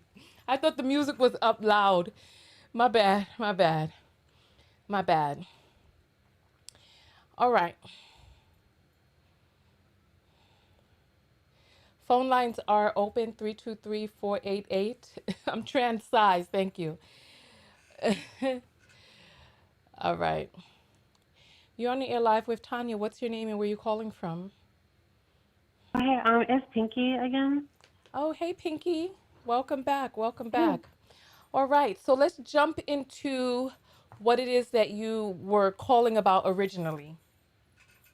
Yeah, so I was listening to the calls after me, and honestly, I feel like I don't want to say kind of prove my point, but I feel like they leaned more into what I was saying about gender theory being a philosophy. It's based on ideas that was created by men. And so when you ask the question, like, what is transgender or what is a trans woman or whatever, like their answers or their ideas of what a woman is based on a system that was created by men. And so the problem I have often with this is too, and why a lot of women I feel don't feel safe. And the person before me, he made a good point, like, trans women, they are fearful. Feared. They're feared. And that is why, because I'm respectfully, I'm saying this. You grow up in a society from both men and women. I mean, both men and women. As a boy and a girl, we both grow up in a society that has given us gender roles, right? And so, and I will speak for the boys. Well, I'm not a man, whatever. But from my perspective, because I have brothers, is that they were raised different completely than me and my sisters. Okay, and so because they were boys, they got special treatment, right? So this is where we're talking about they have privilege, they could stay out late, as girls we have to, obviously it's safe for us to, not be out or whatever, but like, let's not pretend the boys aren't treated different than girls. And that follows you as you age, right? And so for someone to now come to a decision that they want to opt into the other side based on, roles, I think it's a lot of like, I don't want to say audacity. I want to say it's definitely given privilege, because you have to remember we live in a male-dominated society, a patriarchy. And so when biological men, are speaking on topics, especially when it comes to gender theory or women's rights or feminism, this is why I know you mentioned like previously Matt Walsh or whatever. And I remember a few years ago, he was actually the first man that used his platform to speak on it. Now, I don't support him anymore because I found out later, like, he had, like, some racist stuff or whatever, but I was able to hear him out because he was actually the first man, again, to use his platform to address men. And honestly, Tonya, if I'm being honest, I think it should be men addressing men on this issue. Because what we find is that many biological men who come into our spaces, they still have that transgression. They still have that male privilege. They still have these things. And they're coming over here telling us what a woman is. And then it's like, oh, really? And honestly, I feel like it's really kind of petty, because if you want to be honest, like when women wanted rights, it's like, no, we're more than just homemakers. We're more than this. If anything, I feel like what it is that, oh, you don't want to be a woman? I'm going to show you what a woman is. That I think it's a card carry. How you say the word? Like, like they say, like there were like white women who were like, or not even white women, but white people who were like mock black people. I think that's what it is. And I'm not saying that there aren't people who actually struggle with their identity, but honestly, I don't think psychology really helps them, which is what my point was in the beginning, that I'm starting not to trust psychology, and now you can probably hear my voice because I'm getting like emotional or whatever, but because I've always had this thing for psychology, like I wanted to help people, but I really don't think they're helping people. Because Tonya, they're saying like for the longest time, your frontal lobe developed at 25, right? That's when you start making apparently good decisions. So how come you're allowing people to make life-altering decisions at 18? That don't make sense. That don't make sense. Something's not, and this is why I'm starting not to trust psychology, because it's like now I'm starting to see inconsistencies. Now I'm hearing about children. Y'all trying to get children, the earlier they are, the younger they are, trying to get them infiltrated into this ideology as well. This is why it infiltrated many school systems or whatever, because they're coming after the children. And I know it's a very touchy subject, but we know children are very impressionable. How many years do you have left in school? I'm sorry? How many years do you have left in school? Yeah, so I'm on a fast track because I'm online school, but I have an advisor. I actually been thinking about changing her, but anyway, she told me originally that my school, my graduation date was supposed to be next December, but that might change. Me and her have to actually have some conversations because, yeah, she's been changing pushing back some of my courses and stuff and replacing them with different ones. Okay. I feel like there's some other stuff going on here, Pinky, in terms of your Yeah. schooling. Like the field of psychology is so large that so I had a forensic psychology class, right? Can you all hear me? Because I moved a little bit further back from the microphone, so I just wanted to make sure you all can hear me. Um, I had a forensic psychology class. There's spiritual psychology that's out there. There's um Hmm. there's positive psychology. There's psychoanalysis. There's so many different fields of psychology. There's childhood psychology. Um, there's psychology and education. There's IT psychology. There's the psychologists that help people design apps. There's the psychologists that help with marketing. The field of psychology is so big. For you to say that you are not feeling your lifelong passion of psychology because there are some psychologists who believe that gender, et cetera, et cetera, et cetera, this sounds like some other stuff going on that has nothing to do with anybody but yourself. No, I would. I don't. I mean, I would disagree. I think. I mean, obviously, does it affect me because I'm a woman? Sure, but I would say is that, like I told you, I see the bigger picture, and I do truly believe that it's deep rooted in misogyny, and also, I mean, even with feminism and all that, like I think that like I think a lot of things are connected that many people are not seeing, or it could take a lot of people um, a long time to see those connections. But I truly believe that they're winning again. I do. That's why I told you like earlier. I stopped having these conversations because it's like, well, if you like, and you even said it with your feminism paper, like, well, you can't really like, how can you have an honest conversation with people? You're talking about like academic papers and all this stuff, like abstracts and everything. How can you have an actual like depiction of history and talking about, with the women and men farming women? Like, how can you actually have that conversation when people want to side rail you because they don't want you to talk about gendered like specifics or whatever? They want to like dance around this thing, and and it's just, and honestly, if there's something else to it, I think it's because a lot of times it comes off as like calling us like certain names, or I truly believe that someone said it earlier, and I've always thought this, is that gender theory is disguised as, modern or evolved misogyny. And I truly believe that So because what's wrong with you look having at that what they're belief? doing. What's wrong with you having I that belief? mean, I'm sorry? What's wrong with you having that belief?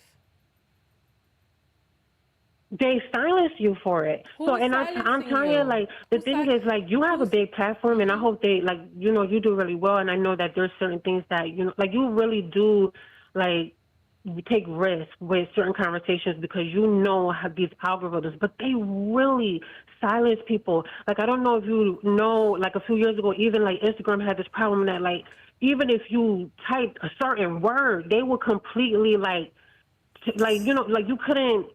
you couldn't really say anything or have actual conversations because there were certain words, and it wasn't like insulting words, respectful. It was getting to the point where it's like, okay, now you're crossing the line of having people freely, I don't want to say like say whatever they want, but if people are having a discussion, especially on something like this, why is it that some things are off limits, especially in women's spaces? I don't know if you heard about this story, but there was a woman who made an app, and she made an app for women so women could have a safe space.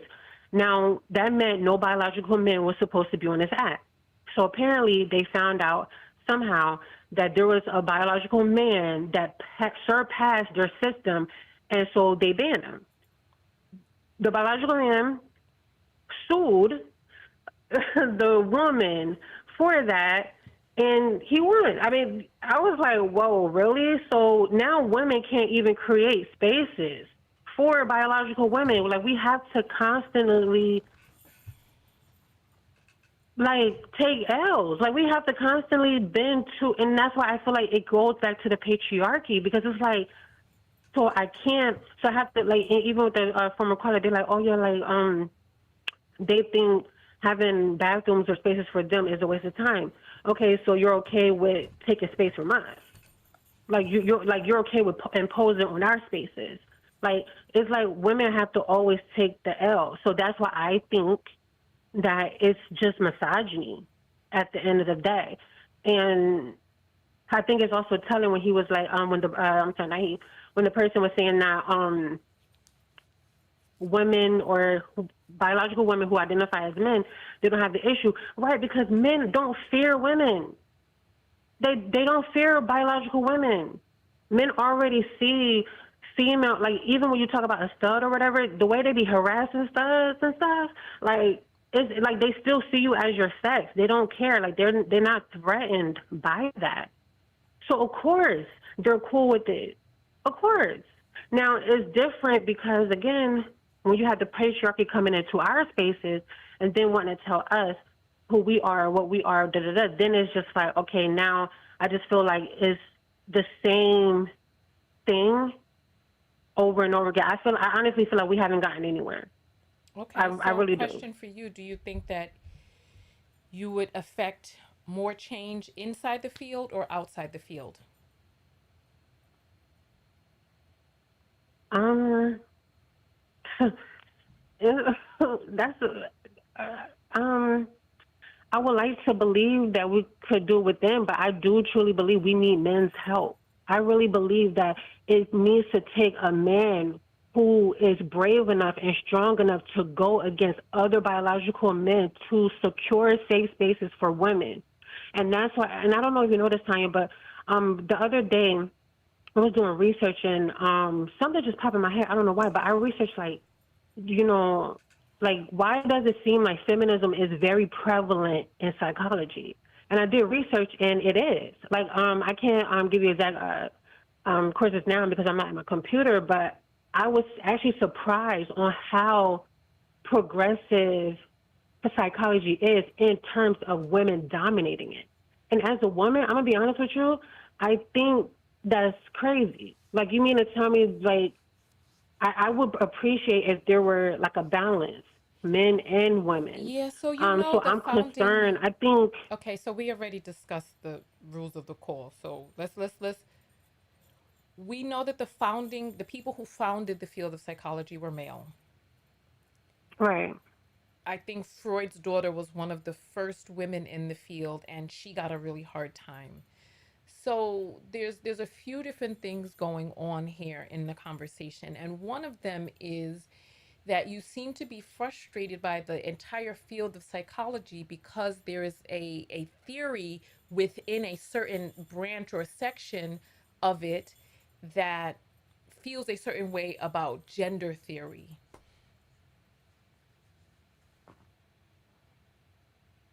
Yes. Yeah. Hmm. Okay, well, listen, if psychology is not for you and you're not feeling passionate about it anymore, then by all means, change your major to something that you feel more aligned with.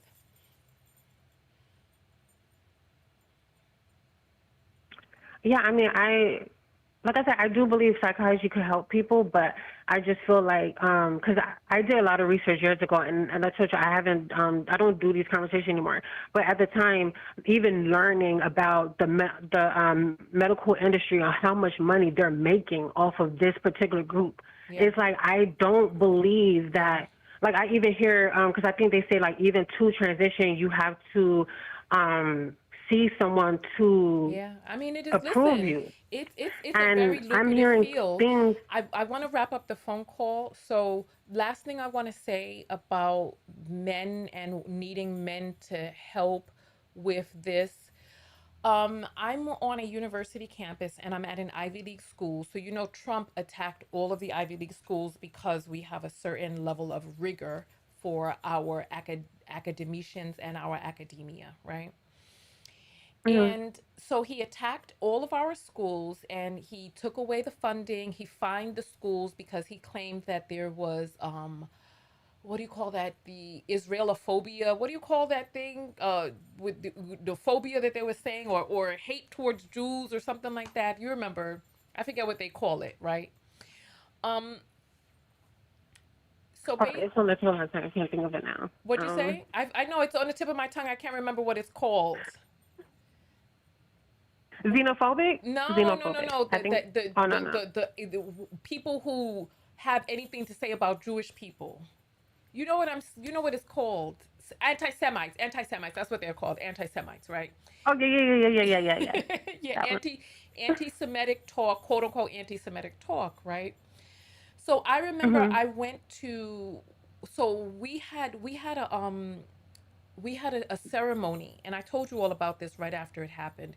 We had a ceremony where this old guy was speaking, and he was saying that it's not right to bomb children, and that, graduating from this field, that we have to make a difference and all of this stuff, right? And when he was on his way out, there was a parent that was there for the ceremony, and the parent got up in his this man is like 80, 90 years old. He's really old and frail and everything, right? He looked, yeah. And she got up in his face and was like, "Don't ever talk down on Israel!" And she was like hollering at him, and I had to be like, "Listen, this is inappropriate," right?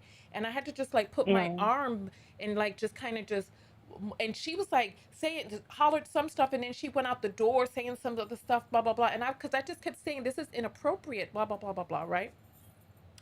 I Mhm. spoke about this in my cohort's group chat, and I was like, there was a parent there that did XYZ. Nobody claimed this parent, right? No one claimed this parent, but one of my classmates behind the scenes, who I know is Jewish because he invited me out to some of his ceremonies and stuff like that, and I had some challah bread and all of this other stuff, right? I talked to him behind the scenes, and I said, "Listen, no one is really able to speak up against what's going on right now. Only people who are Jewish or from Israel are able to speak up, so we need you to speak up." And you know what he did? What? He left me on red. Oh my God. He left me on So, red. And then he wrote to me recently. He's like, "Oh, Tonya, oh, when can we have lunch? I want to." And I was like, I just left him on. I didn't say nothing. And then I ended up seeing him, and it was a very awkward encounter where he kept trying to talk to me, and I was pretending as if I couldn't see or hear him, right? Right? wow. But my thing is we want these people to help. We want men to help and stand up. But one of the things that I found consistently over and over in terms of this whole Jewish Israel genocide and all this other stuff, one of the things that I saw is that they would not stand up, that they didn't stand up, that they chose not to because it didn't affect them as much, that they didn't feel that it takes a certain level of courage to go against the grain. And me, I am going to get my PhD in history with a concentration in African American studies and women and gender studies. And I'm not down with the gender ideology that a person can become in that gender. And I'm not down with that, right? I'm willing to read and learn more, but what it is that I have seen so far, it's a construct of people's imaginations, because if they did not know what woman or man was, they wouldn't say that they were either. They would just live and be human, right? Mhm. And so I'm continuing forward even with my ideas. Well, that's great. Maybe you're stronger than me. And that's also another reason why I'm like, I've been considering, because even though I am passionate about it because I'm a woman, it does affect me. It's like, I don't mind like sharing things that I could see or connect the dots and share to someone else who could use their platform or even, have something to include, because maybe I'm just not strong enough to take that on. And so that's why I guess I'm like, why can't men just like, help us? Like, because me, I'm like, well, it's men to men. Like, why won't y'all go head to head? Because I think the ratio of a man going against a woman is like, whoa, like, that's crazy. Like, it shouldn't be like that. But you're right. We live in a society where men, they don't want to face other men for some odd reason. And it actually breaks my heart. But I have a question because I know you said you have to let me go. But Yeah. do you think male feminists are better than because do you think that they could be helpful? Because I honestly don't think. I think it's all of them that they're no good. Listen, Or it I don't really want to say no good, it but depends. It's like everybody has a different ideology. Just like black people, there's no cohesive black community. There are different people who have different ideas, ideals, standards, and you really just have to find the groups that are talking your talk and walking your walk. Because, like I said in the broadcast earlier, W.E.B. Du Bois, Booker T. Washington, Marcus Garvey, Frederick Douglass, they all had different ideas about what should happen with the best way of success for Black people. And some Black people went over to Africa, they started Liberia, and then they brought the same slave masters temperament over there as well. And so some black people went to Haiti. About 5,000 black people went to an island off the coast of Haiti, and there were some problems and some stuff, and then they ended up coming back. But we just have to find our own little group of like-minded people and continue forward with those groups. We cannot continue to wait for everybody to feel the way that we feel. Because remember, I told you I was going to those debate tables and I kept telling white people, listen, we need you to stand up. We need you to speak up. And the more I would say it to them, the more they would just sit there like, I ain't gonna do shit. So I was like, they ain't gonna do nothing. So I realized it's up to me to do what I need to do. And on that note, thank you so much for calling in, my dear. oh yeah, sure. Thank you. All right. We have got to move through the calls faster. I am going to put in an extra dance break right now, and then we're going to open up the phone line. So while I'm dancing, start getting your fingers together. Let me see. We're going to try to find a good song for us. No, we're not doing that, dear. We're not doing that. Let's see what this one is. This one is called Gingerbread House. In the mood for no more of that right now. I ain't in the mood for no more of that. We have Rudolph, My Dear. We got Jingle Bells Jazz. Let's see what this is. Oh, jingle bells, jingle bells. I ain't in the mood for that either. Let's see. We got Merry Christmas Day. Let's see.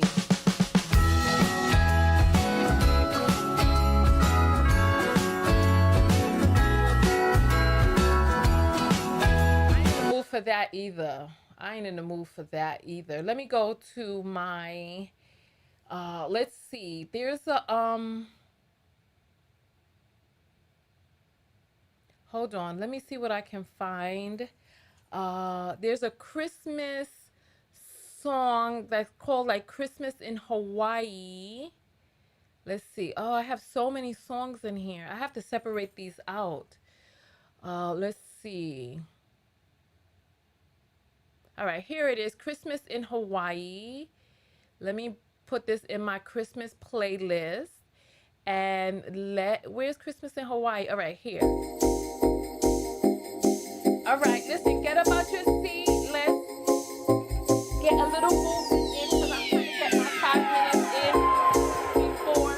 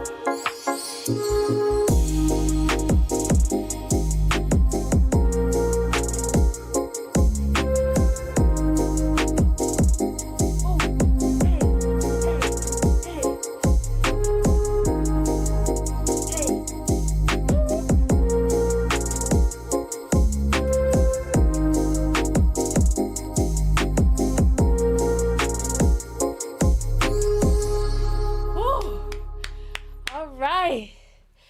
All right. Oh, that's good. All right, perfect. All right, we're going to open up the phone lines again. Oh. Whew. Oh. Someone is saying gay men truly hate women. You know, you never really know. You never really know because listen, some gay men are very far removed from women. So I don't think sexuality determines whether or not a person likes or doesn't like certain groups of people. It's that ideology. Some gay men love women. Some straight men love women. Some gay men hate women. Some straight men hate women. Some trans people hate women. Some trans people hate men. I don't know where I lost my analogy. I got lost in the sauce, y'all. All right. Phone lines are open 323-488-3149. We got no apples for this broadcast. All right, 323-488-3149. I'm going to take another call or two, and then I'm going to get out of here myself and just enjoy the rest of my evening in silence and solitude. I did have like a half slice of pizza. Well, I had a slice of pizza earlier, and it was good. You're on the air live with Tonya. What's your name and where are you calling from?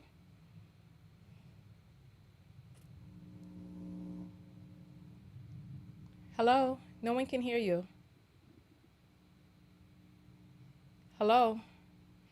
Yeah, you're gonna have to try back again. Thank you for letting me know that there's a difference in volume.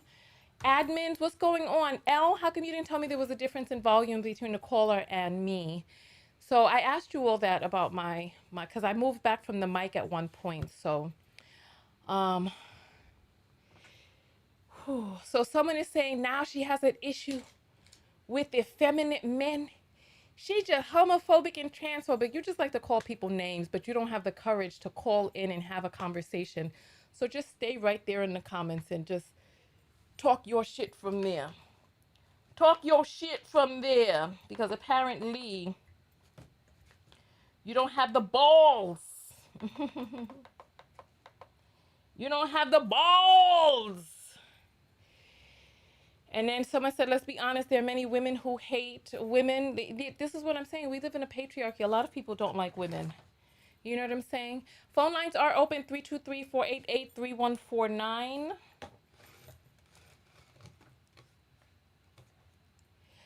323-488-3149 is going across the screen right there. Someone is saying face card on. Tonya, you think so? Thank you. All I did was put on a little eyeliner and some lipstick. That's all I did. Thank goodness my skin has been super flawless. And I've been working really hard on getting really good skin. So much so that this damn man who was probably about my age was telling me, oh, I need to change my major to healthcare because people are always going to need nurses. And he was like, before you know it, your 20s are going to be gone. And then when you get into your 30s, you're going to be. And I was like, you think I'm in my 20s? And he was like, oh, excuse me, I thought you. And I was like, get the hell out of here with this foolishness. I was like, get the hell out of here. I was like, okay, thank you. All right, phone lines are open 323-488-3149. Somebody says it's glitching. It probably is because they don't want us talking about what we're talking about. Here, let me play my little video for you all so that you understand what we up against out here. The revolution will not be televised, and talking about certain controversial topics in America has had an effect on my channel. So thank you to all the new people who have subscribed. And for the people who thought you were subscribed, take a look around and make sure that you're still subscribed. And if this is your first time coming across me, subscribe now so that you can be sure that you'll find me again. All right, exactly. You never know if you're still subscribed. You never know if you're still subscribed. All right, phone lines are open 323-488-3149. There were people who said they wanted to call in. There was somebody named Almond Milk who was in the comments, of the other video, but that person didn't have the courage to call in and have a conversation. It's like people want to be keyboard warriors, but they don't want to really have honest discussions. Sometimes people just want to name call. And if you just want to name call, listen. Oh, phone lines are here. You're on the air live with Tonya. What's your name and where are you calling from? I'm not hearing anything. Hello? Do you all hear anything? We're not hearing you. So the sound is not coming in from me. So I don't think anybody else can hear you either. Please try back again. All right. Postpartum has been hard on your skin. Ooh, child. I don't even know what to say. The person is trying back again. You're on the air live with Tonya. What's your name and where are you calling from? I don't hear anything. Yeah, sometimes people are connected to the Bluetooth and they think that their sound is here, but their headphones are way across the room someplace, you know? So then there's that. All right. Whew. Oh, we have an apple that has come in. Sunny says, life lessons, love who you are. Everyone else is taken. I love that. That's true. Love who you are. Everyone else is taken. It's the truth. All right, phone lines are open 323-488-3149. Someone says turn up the volume. The volume was all the way up. I could hear the call coming in, but there was no one talking. All right. Yeah, people could not hear the caller. So caller, try back, or another caller can call in. 323-488-3149. And then we're probably going to take one or two more callers and then we're going to head off. And we have to keep the calls to 7 minutes or under because the time is just going so quickly. And we've been on this broadcast for 3 hours, so that's a long time.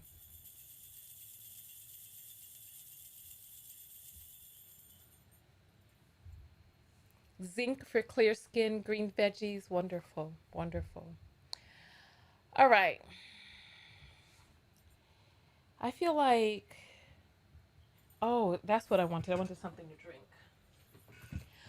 All right. So, listen, did everybody say the things that they needed to say? Because there were a whole bunch of people who had stuff to say in the comments about certain callers, but do you have the courage to call in and speak your mind?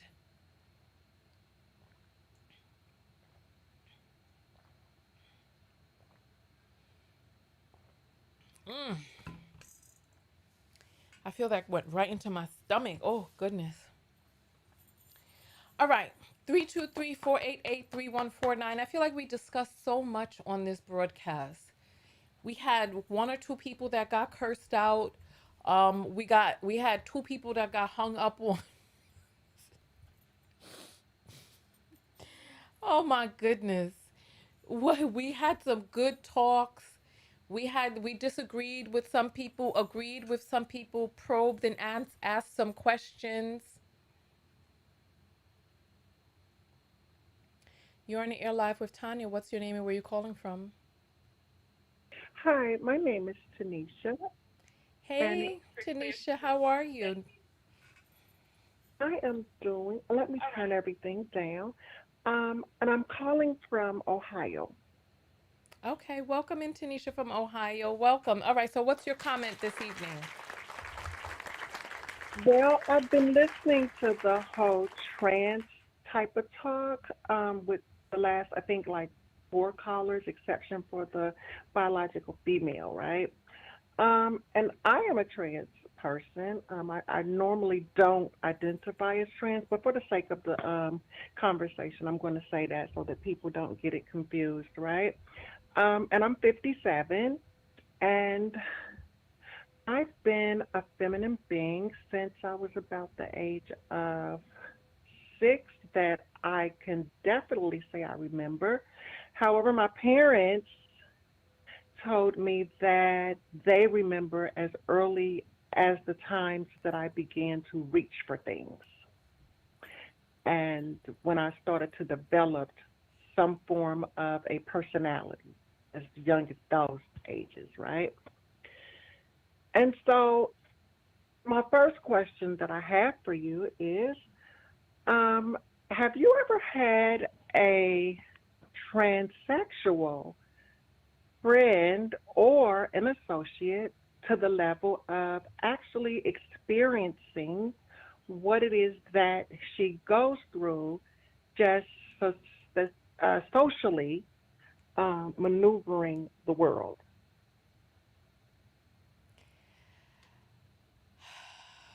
Can you tell me why you are curious about that?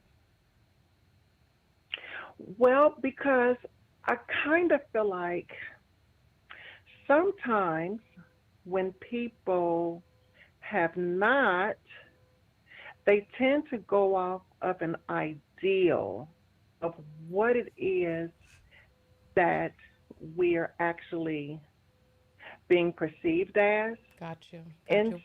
Well, I'll society. answer your question. I have had transgender associates. I also have a transgender family member.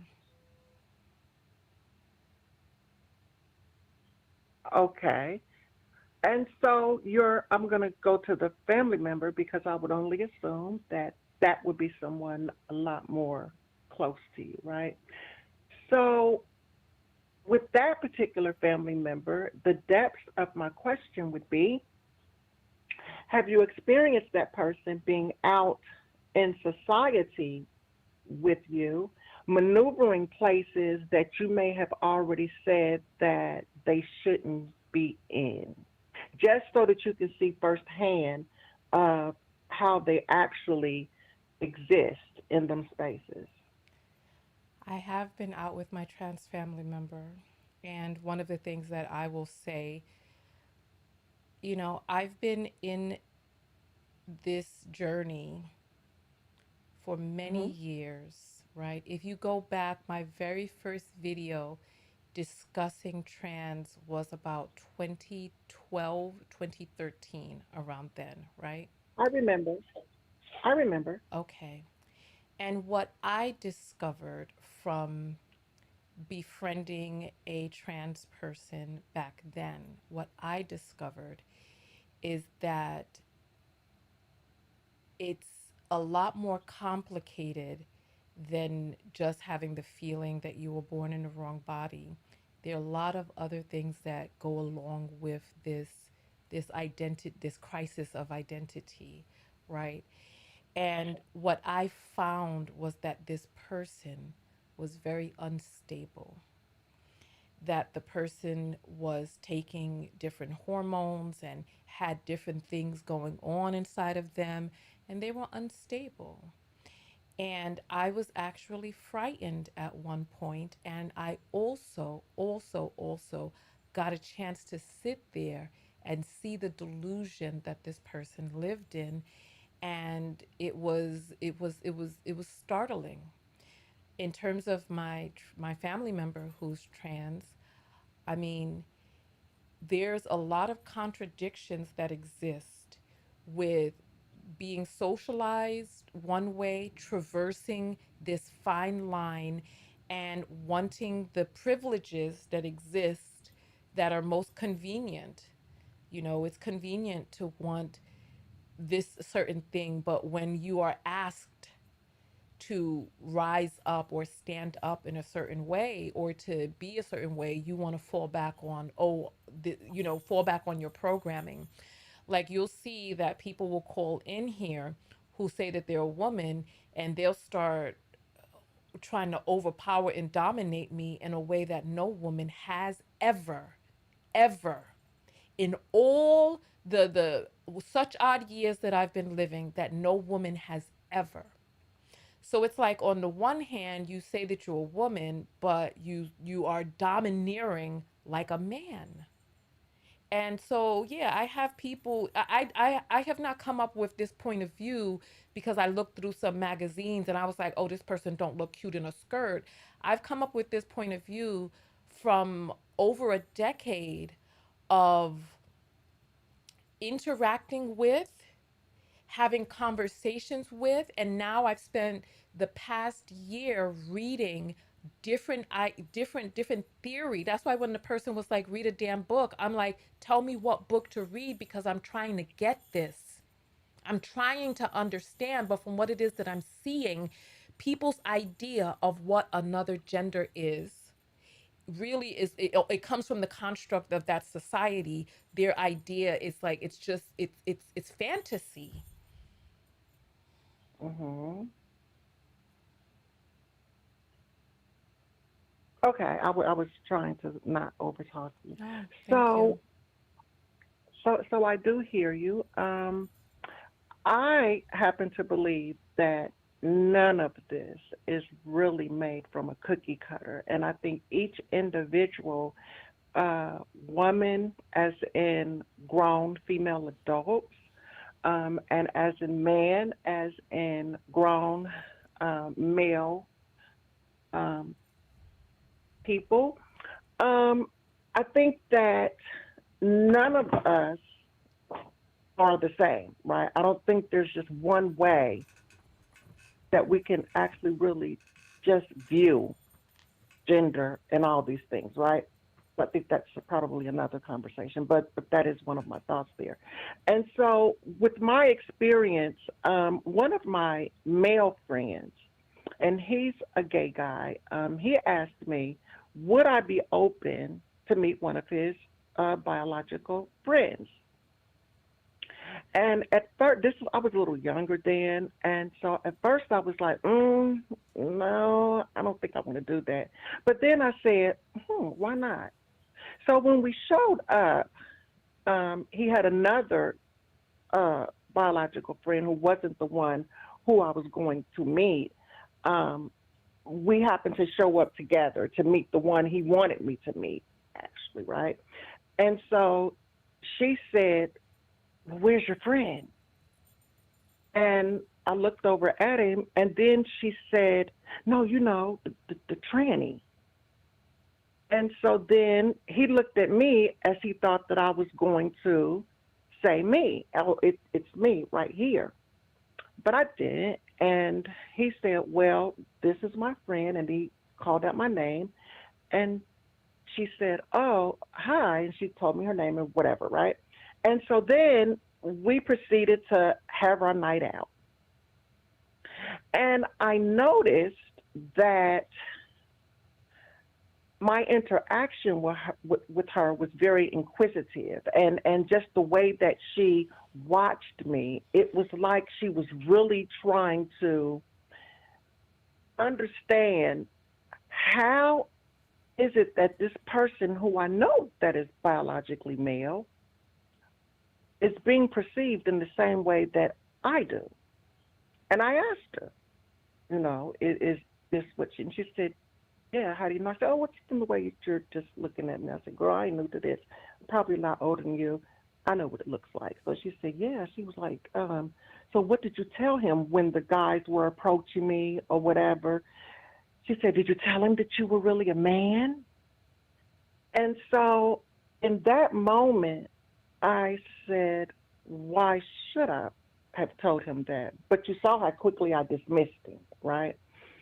And she said, well, why would you? Don't you like men? And I said, because I understand that although you didn't catch on to who I am when you first met me, hence when we first walked through the door, I said, I understand that a lot of men don't look at me and understand that and don't, kind of clock that, as they call it. And so I said, and sometimes when I'm out with other people, I just don't feel the need to disclose that because I'm not interested in them. I'm Can not you trying can to you go help me? home with I need them, you to right? land the plane. Please land the plane. Okay, I will. And so to make a long story short, she said to me, I don't think that you should tell anybody that. And then I thought, why? So 3 days later, she called me up and we went out and she said, hey, let's go out, let's go get massages and whatever. And at this time, I didn't have my surgery down below. And so I was like, I don't think I need to go there. And that's where I hold the respect for women's spaces. Okay. Now I could have very well went. I know how to, at that time, I knew how to hide that thing very well, right? However, I always listened to my biological sisters and how they felt about women or beings of femininity who presents as women, right? How they felt about them being in those spaces, right? And so I've always had the teaching of what it looks like from someone that I love, right? Because we all care about our loved ones. And so I kind of use that a lot throughout my maneuver in the world. So I declined the offer, and she said, "Well, why not, girl? Ain't nobody gonna know." I said, "Listen, baby," I said, "for me, it's just not for me to do right now." So later on, I got my surgery, right? And me and her, we kept in contact because we actually started to be friends. And so I asked her, "Come on, girl, let's go to this nudist beach." And she was like, "What?" Now she hadn't heard, the news that I had already been, done down below. So we go, and of course, it was a real live nudist beach, right?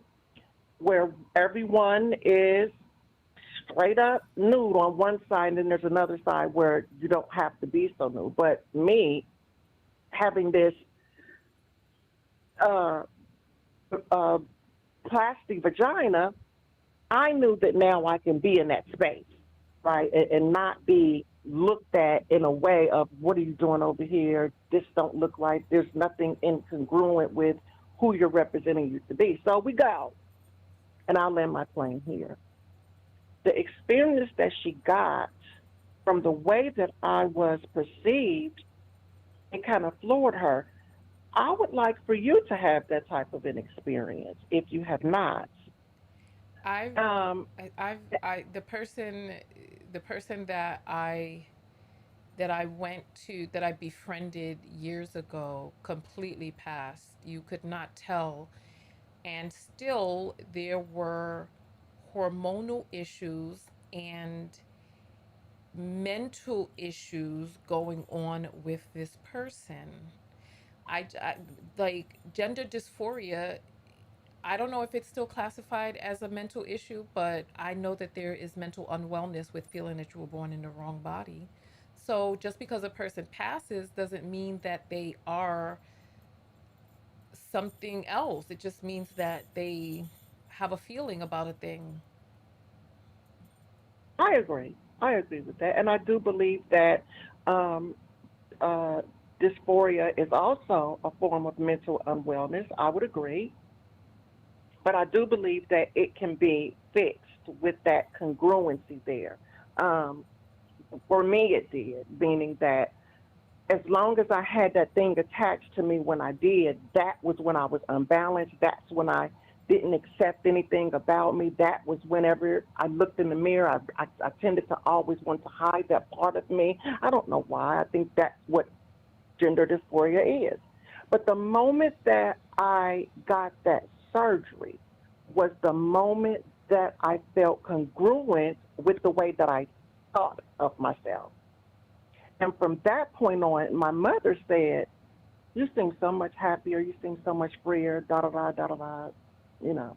And I was, and I still am to this day. So as you keep mentioning that, the one that you knew had some unwellness mentally, again, it goes back to me saying that that's not everybody's story. And I'm sure So you know that. yeah, so as you know, I've had several of these phone calls over the years where time and time again, the people who are saying that they're women, the moment that they get frustrated, the man comes out. And I'll just and, end and I and agree. I'll end the phone call on that. Thank you so much for calling in. Okay. All right.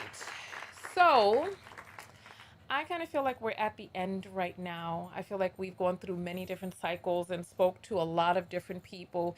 If is there one last person who just has to call in before we get off air? If you feel that you have to call in, put up a number 5 or raise your emoji hand and we'll stay on just for your phone call. But um, other than that, we are going to jump out of here. I appreciate everyone who called in. Thank you for participating from the comments side. If I don't see a 5 or a hand up or a phone call coming in during these last moments, then we are going to wrap it up and then we are going to be moving on for the night and then calling it a day.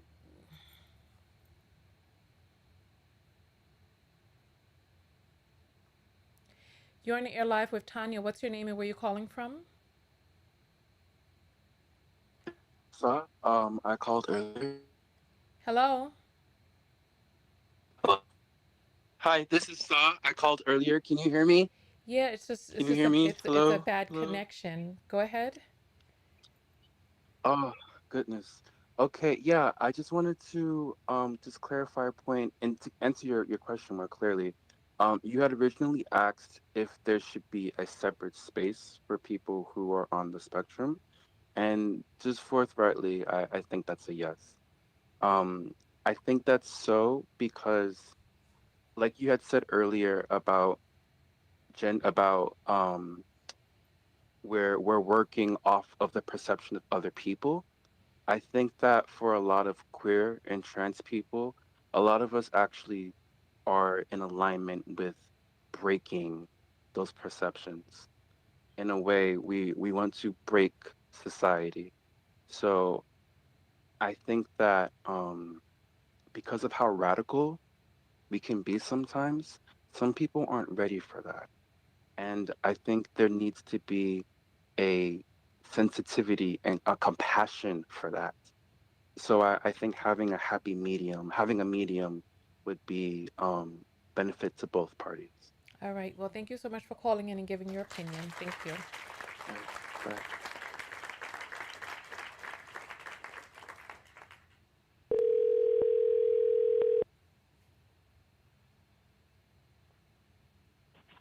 Hello, You're on the air live with Tanya. What's your name and where you calling from?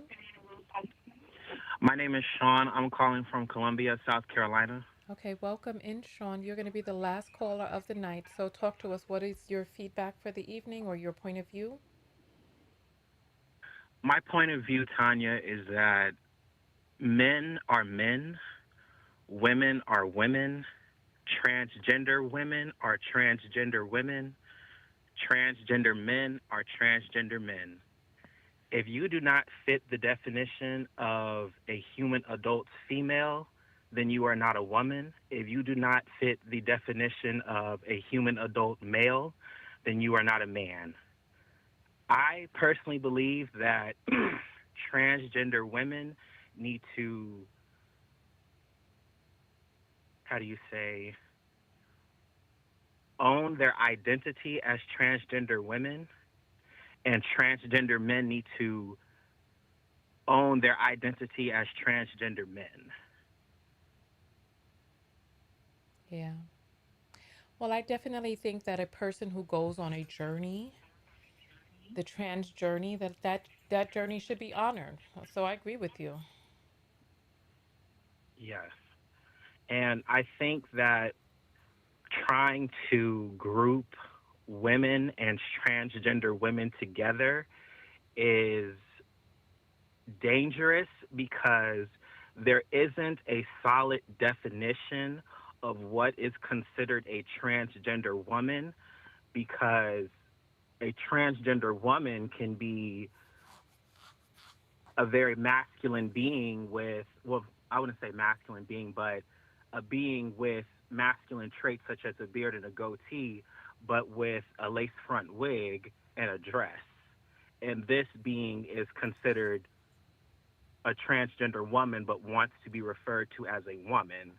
And for those that don't either understand or those that are off put by that, it can be kind of tricky to address this person as a woman because what you're seeing is not matching you're what you're thinking.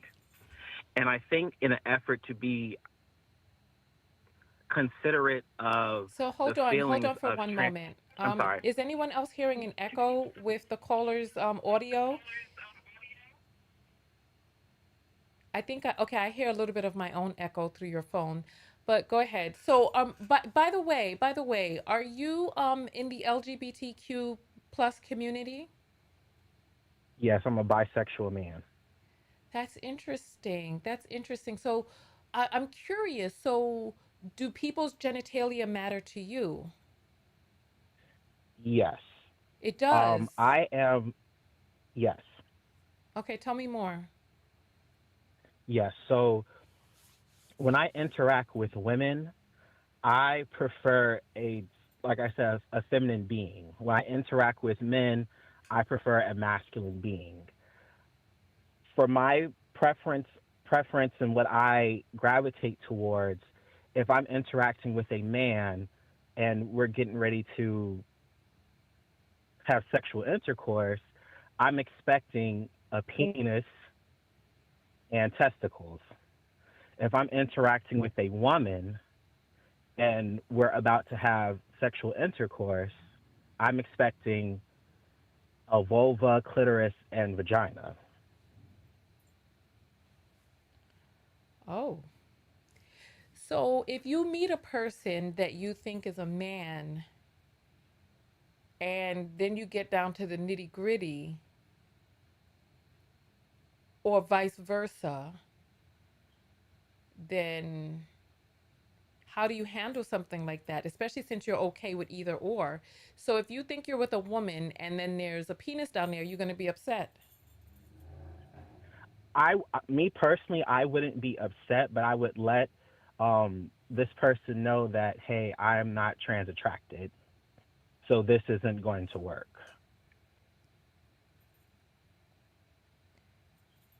Hold on. So you don't have a problem with penis or vagina. You like both penis and vagina, but you don't want to be with a trans person. Why? No. Help me understand that, because I always cuz now my mind is going sideways. Go ahead. So the reason why I don't want to interact with a transgender woman um, is because, again, I like the essence of a woman. I like the femininity. I like the different perspective that she brings to the conversation. And I find that with transgender women, although they behave in a way that is considered traditionally feminine, you can still tell that there's some differences in the mindset of this person. And it's almost as if they're putting on a caricature of what they think a woman should be versus interacting with the woman and seeing the plethora of different ways a woman can be. If that makes So sense. no, because I've never been in an intimate situation with a transgender person, so this is a new point of view that I've never heard before. So how can you tell the difference between a trans woman and a woman? What are the differences that you pick up on or you see or experience? Well, I think it depends on if the transgender woman is passable or not. Now there are transgender women where you can tell because of the bone structure in the face, the shoulders, and just the stature. And then there are some transgender women that you can't necessarily tell. Okay. And I think is mainly because they may, even as males growing up, they may have wider hips and a small and shorter a shorter, how do you say, less broad shoulders. Okay, but I think but the question is about the theoretical differences. You said that there are differences that you've picked up on between trans women and women. So if there's a trans woman who is passable and you can't quote unquote clock them, as some people say, then how would you know?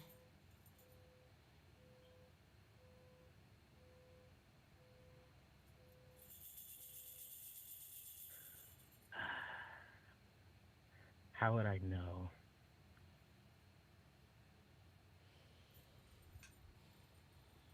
Uh,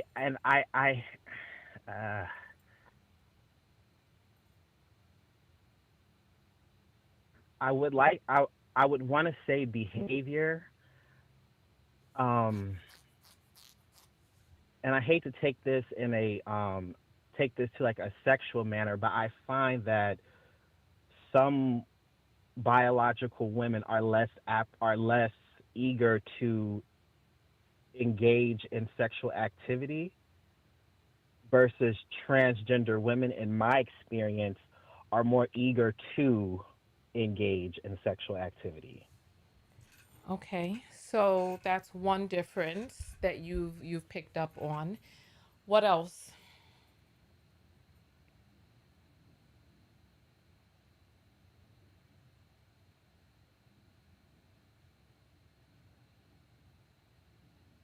So you said that you've had these interactions. What is with the this tremendous pause?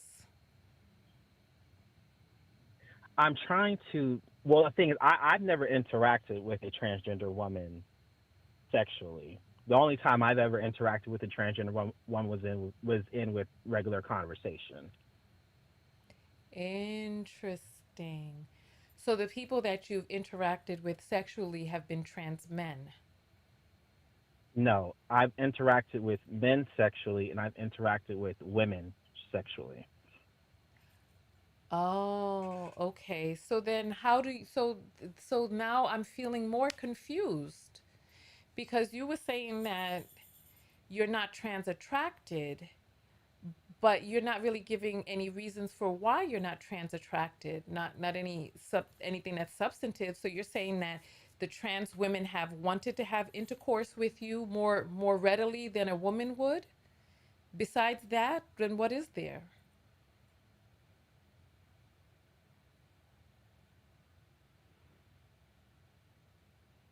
Besides that, what is there?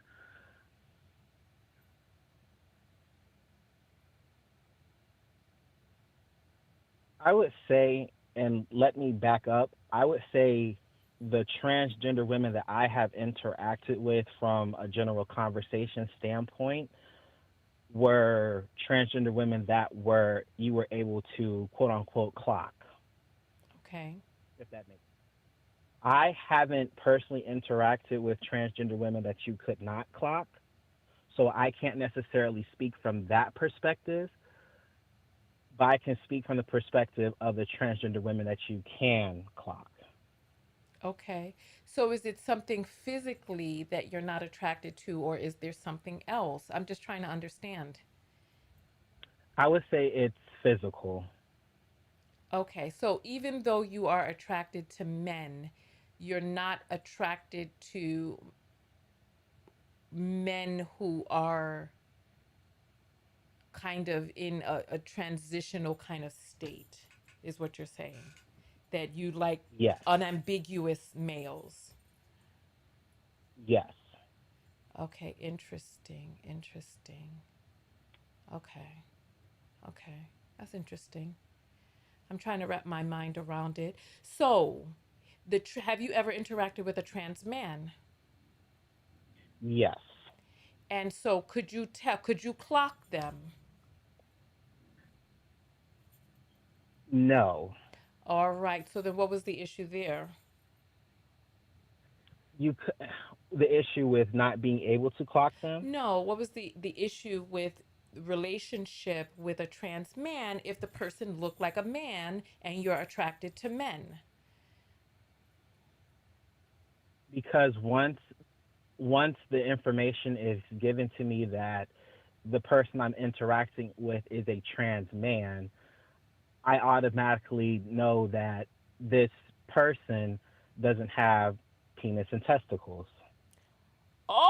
Now they may have Oh. a phallus, they may have a plasty phallus, but they don't have the real thing.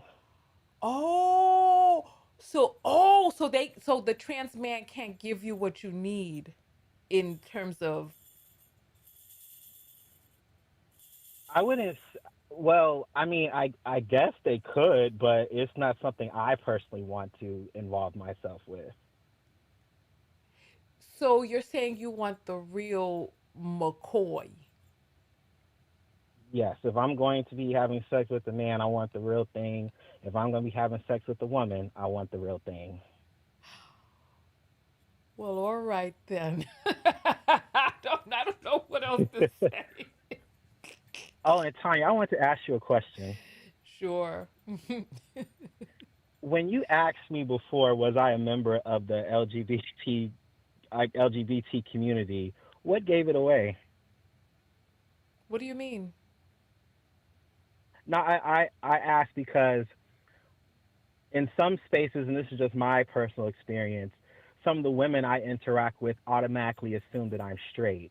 And then when I tell them that I'm bisexual, they start to tell me, I could clock that, you always have manicured nails and you have clear gel polish on them.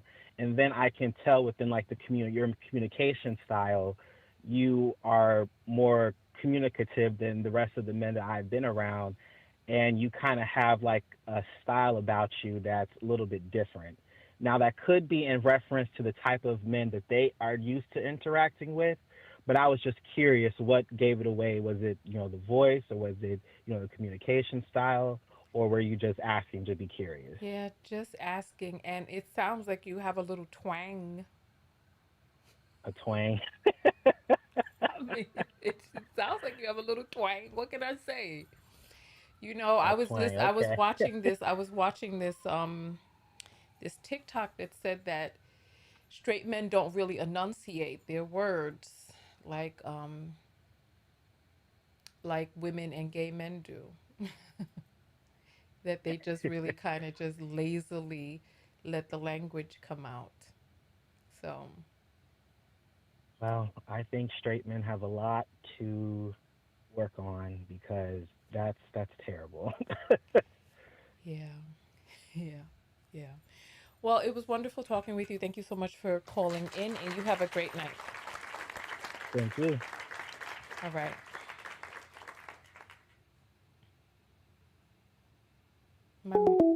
All right. So, listen, something is wrong with all of you all, especially some of you keyboard warriors who spent all this time in the comment section. And even if you were at work at one point, you're not at work no more. We've been on here so long that anybody who was at work before is not at work no more. And so I don't know what's going on with some of you keyboard warriors who just wanted to stay in the comments. Who just wanted to stay in the comments. Somebody told me to check the apples, but I'm checking the apples and there's nothing new that has come in. It's $ Tonya TKO. It is a verified account. So listen, we are at 23. Is this 23 or 22 minutes of exercise for the day? Let me make it larger so I can see. Let me scroll down because we just have a few more minutes. We're at 23 minutes, y'all. So if we do 2 minutes of movement, 2 minutes of movement, we would have met our 25 minutes of movement for the day. So we're going to do our 2 minutes of movement, and then we are going to then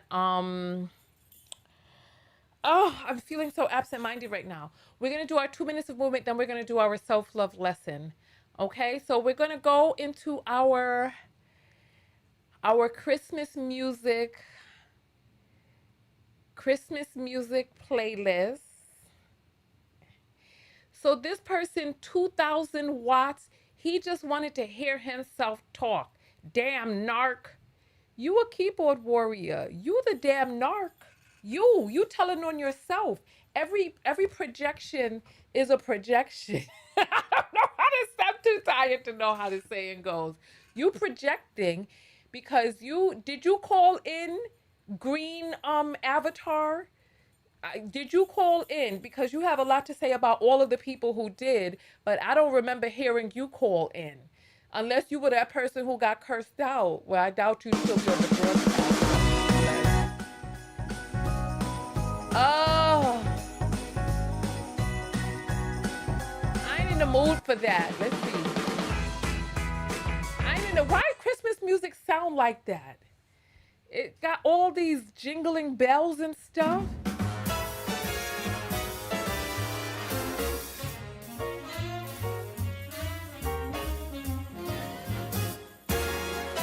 Jingle them bells and frolic Oh my gosh, some Listen, stalling. we need 2 minutes of movement. So I want to make sure that we are going to have something that is boisterous enough for us to get up to. Okay? All right?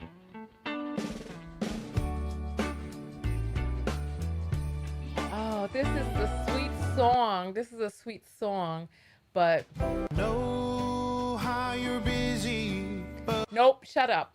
All right, let's see. Time for Christmas.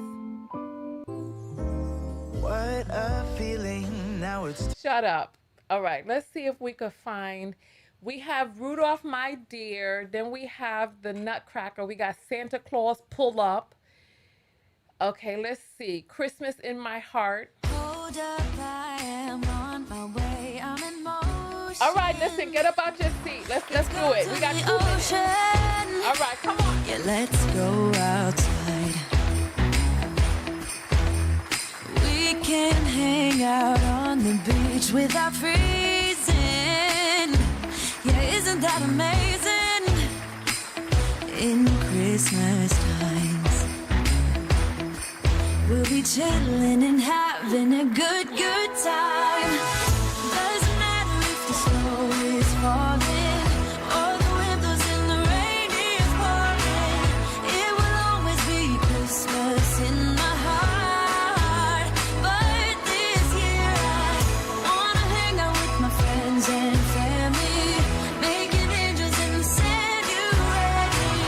Doesn't matter, it is Christmas in my heart. And I can promise Santa's coming to visit.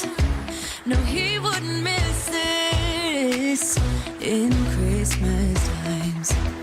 Oh, and the sun said it is just getting better on a blanket with the skyline painted in blue. Ooh, yeah, that's what we do. We'll be chilling and having a good time. Doesn't matter if the snow is falling or the wind blows and the rain is pouring. It will always be Christmas in my heart. But this year I wanna hang out with my friends and family, making angels in the Sanctuary. Doesn't matter, it is Christmas in my heart. Here we go. All right. Dance, dance, now this Christmas, we're gonna dance. We're gonna dance, dance, dance, come on. Dance. We're gonna dance, dance, have a good time. Dance, dance, all night long. We're gonna dance, dance, and have a good time. I think Santa's gonna come and join us in this song. Doesn't matter if the snow is falling or the wind blows and the rain is pouring. It will always be Christmas in my heart. But this year I wanna hang out with my friends and family, making angels in the Sanctuary. Doesn't matter, it is Christmas in my heart.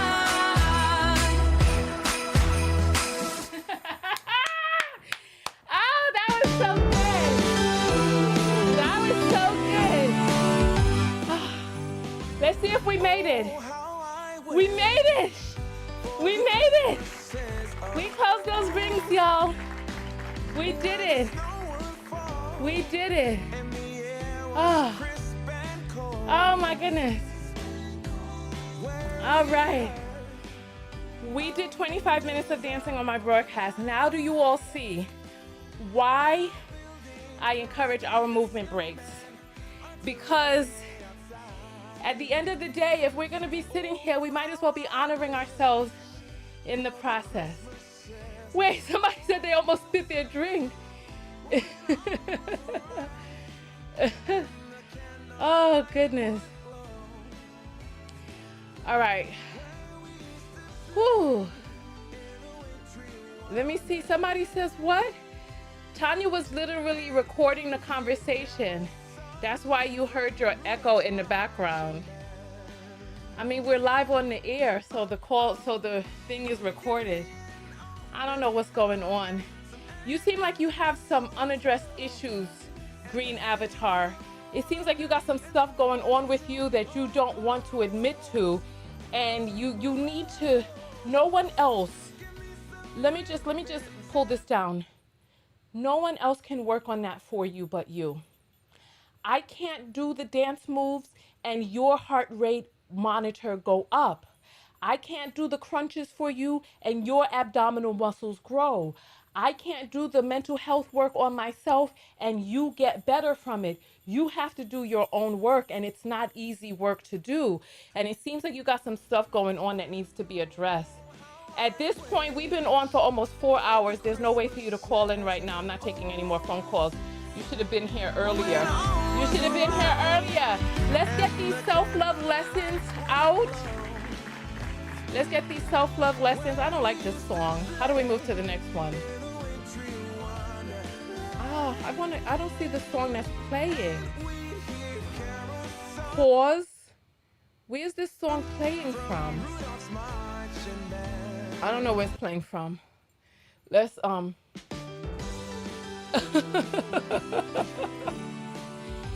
No, I'm talking to you, Green Avatar, because when he was on the phone, you're calling him transphobic, you're calling people names, you're wilding out in the comments. You're doing too much. You think I don't see you? I see you wilding out in the comments. And I'm telling you, you have to work on that stuff on the inside. Why are you calling people names on the phone and you didn't have the courage to call in? Like, come on, come on. Come on, I'm talking to you. You may have been talking to him, but I'm talking to you. And I'm telling you that happiness is an inside job. Healing is an inside job. It's hard work. Trust me, because I've been doing some tremendously difficult work to heal. And if anybody wants to heal some of their trauma that they got going on, find a practitioner that does EMDR. Like the person, like Pinky called in and she's like, oh, she isn't really resonating with the psychology field and all of that. Listen, some psychologists are not here to help you get better. Some psychologists have their own issues that they're dealing with. Freud, there was some stuff going on with Freud. So find an EMDR practitioner. Find an EMDR practitioner.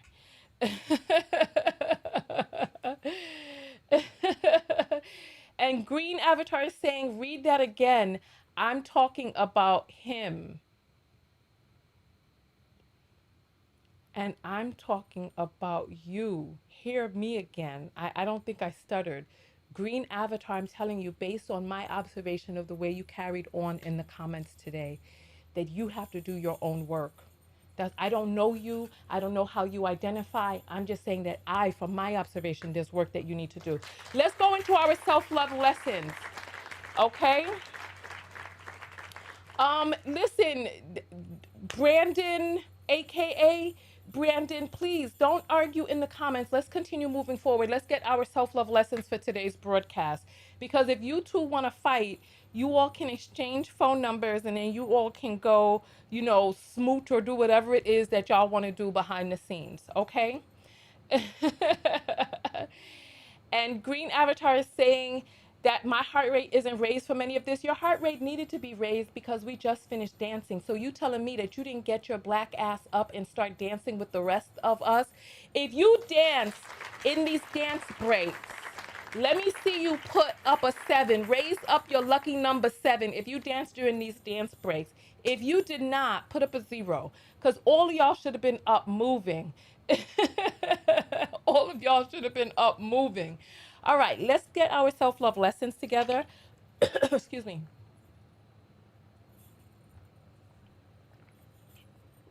Type SLL and then type SLL and then type your self-love lesson from the I, me, positive, affirmative, and have words like I will, I do, I am, etc.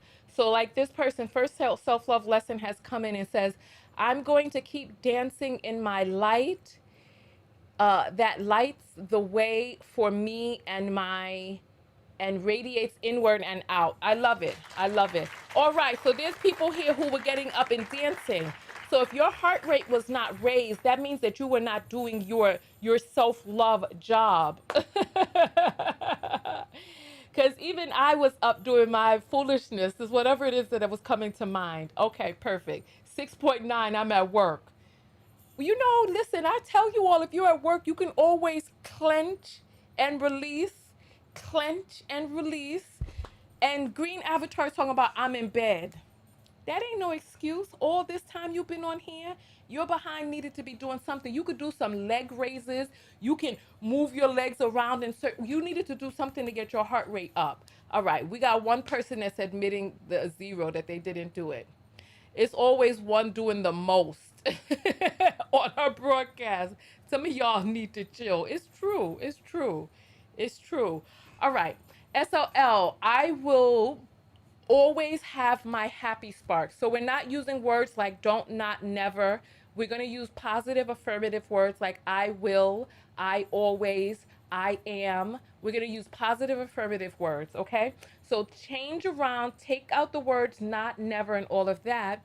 I will work on what I say in the comments section. I think it can go a little bit further than that.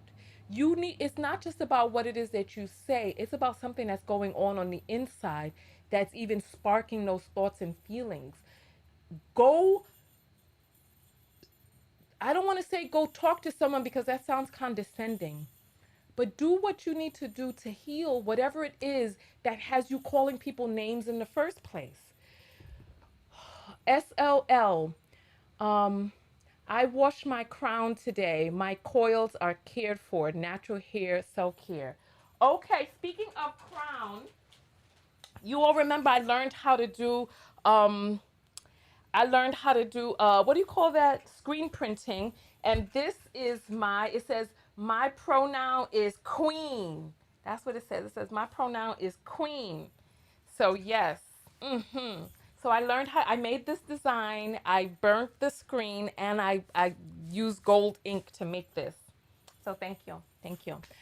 All right. SLL, I will always look at objective truth and be moved by which is, and then, so we're taking the word not out. Okay. I'm going to love my life and live authentically every day I wake up. I get an opportunity to write my story. I love that. That's beautiful. I will find the best way to continue to advocate for Black women. That's beautiful. I love that. I love that. All right. All right. Wonderful. Wonderful. All right. I just got a reminder that it's my bedtime coming up. I had a wonderful day hanging out with you all. So I am going to be entrenched in my finals for the next week or so. So today is the 4th. So for the next week, I'm going to be entrenched in finals. All right. I have final papers and I will come out and I'll show you all my presentation and then we'll go from there.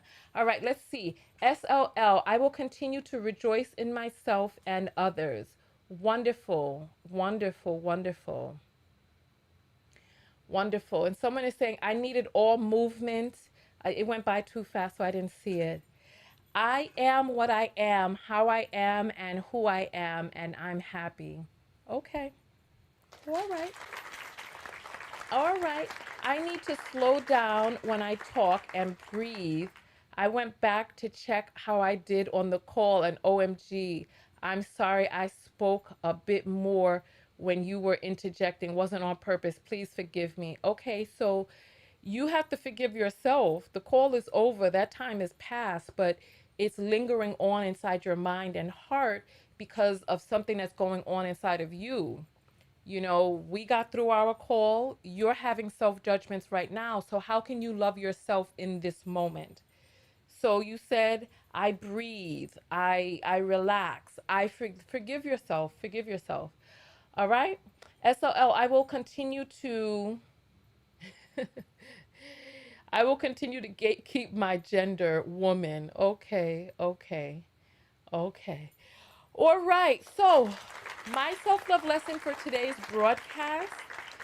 I'm going to be honest with you. My self love lesson for today's broadcast is about putting one foot in front of the other, about having the part of the picture that's in front of me and making moves according to that. Because this morning when I woke up, I really did not feel like working out. When we first started the first broadcast, I didn't think I was going to hit my 25 minutes, but I just got up and continued to move. I continued to show up for myself. My self love lesson is about showing up for myself one step at a time. Like, I see the pic, so I'm trying not to use words like not, etc., because I would say I don't need to see the larger picture. So, what I will say is, I see what's before me, and I take small steps, little by little. And I made it to the 25 minutes of workout.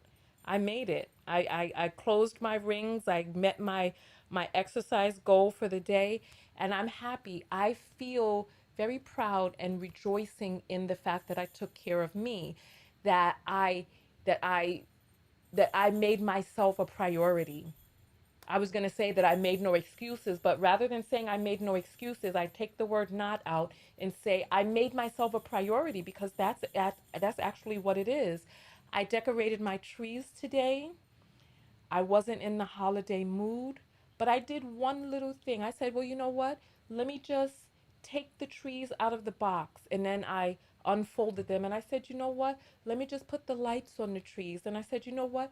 Let me put the gold balls. I said, let me put on some music. And I was listening to some of this music earlier. That's how I started creating more stuff inside the playlist. And so I will continue to shine bright like a diamond, the joy of woman. I know that's right. So yeah, so I just little by little, like I didn't set out to change the world. I just set out to just make one small moment a little bit better. So my self-love lesson is about honoring myself in the little things, because the little things become big things. And even if they don't, I honor myself in the little things, in the little things. So there we have it. There we have it. Like the video, make sure that you're subscribed, and I will see you all on the next video. Thank you all so much. I appreciate it. I appreciated you all. Thank you. Let's go out to some Christmas music. Let's see what we have here.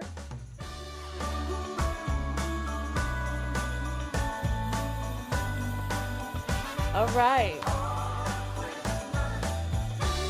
This sounds like some Motown stuff. Okay. I'll see you all in the next video. Thank you all so much for coming out. Thank you.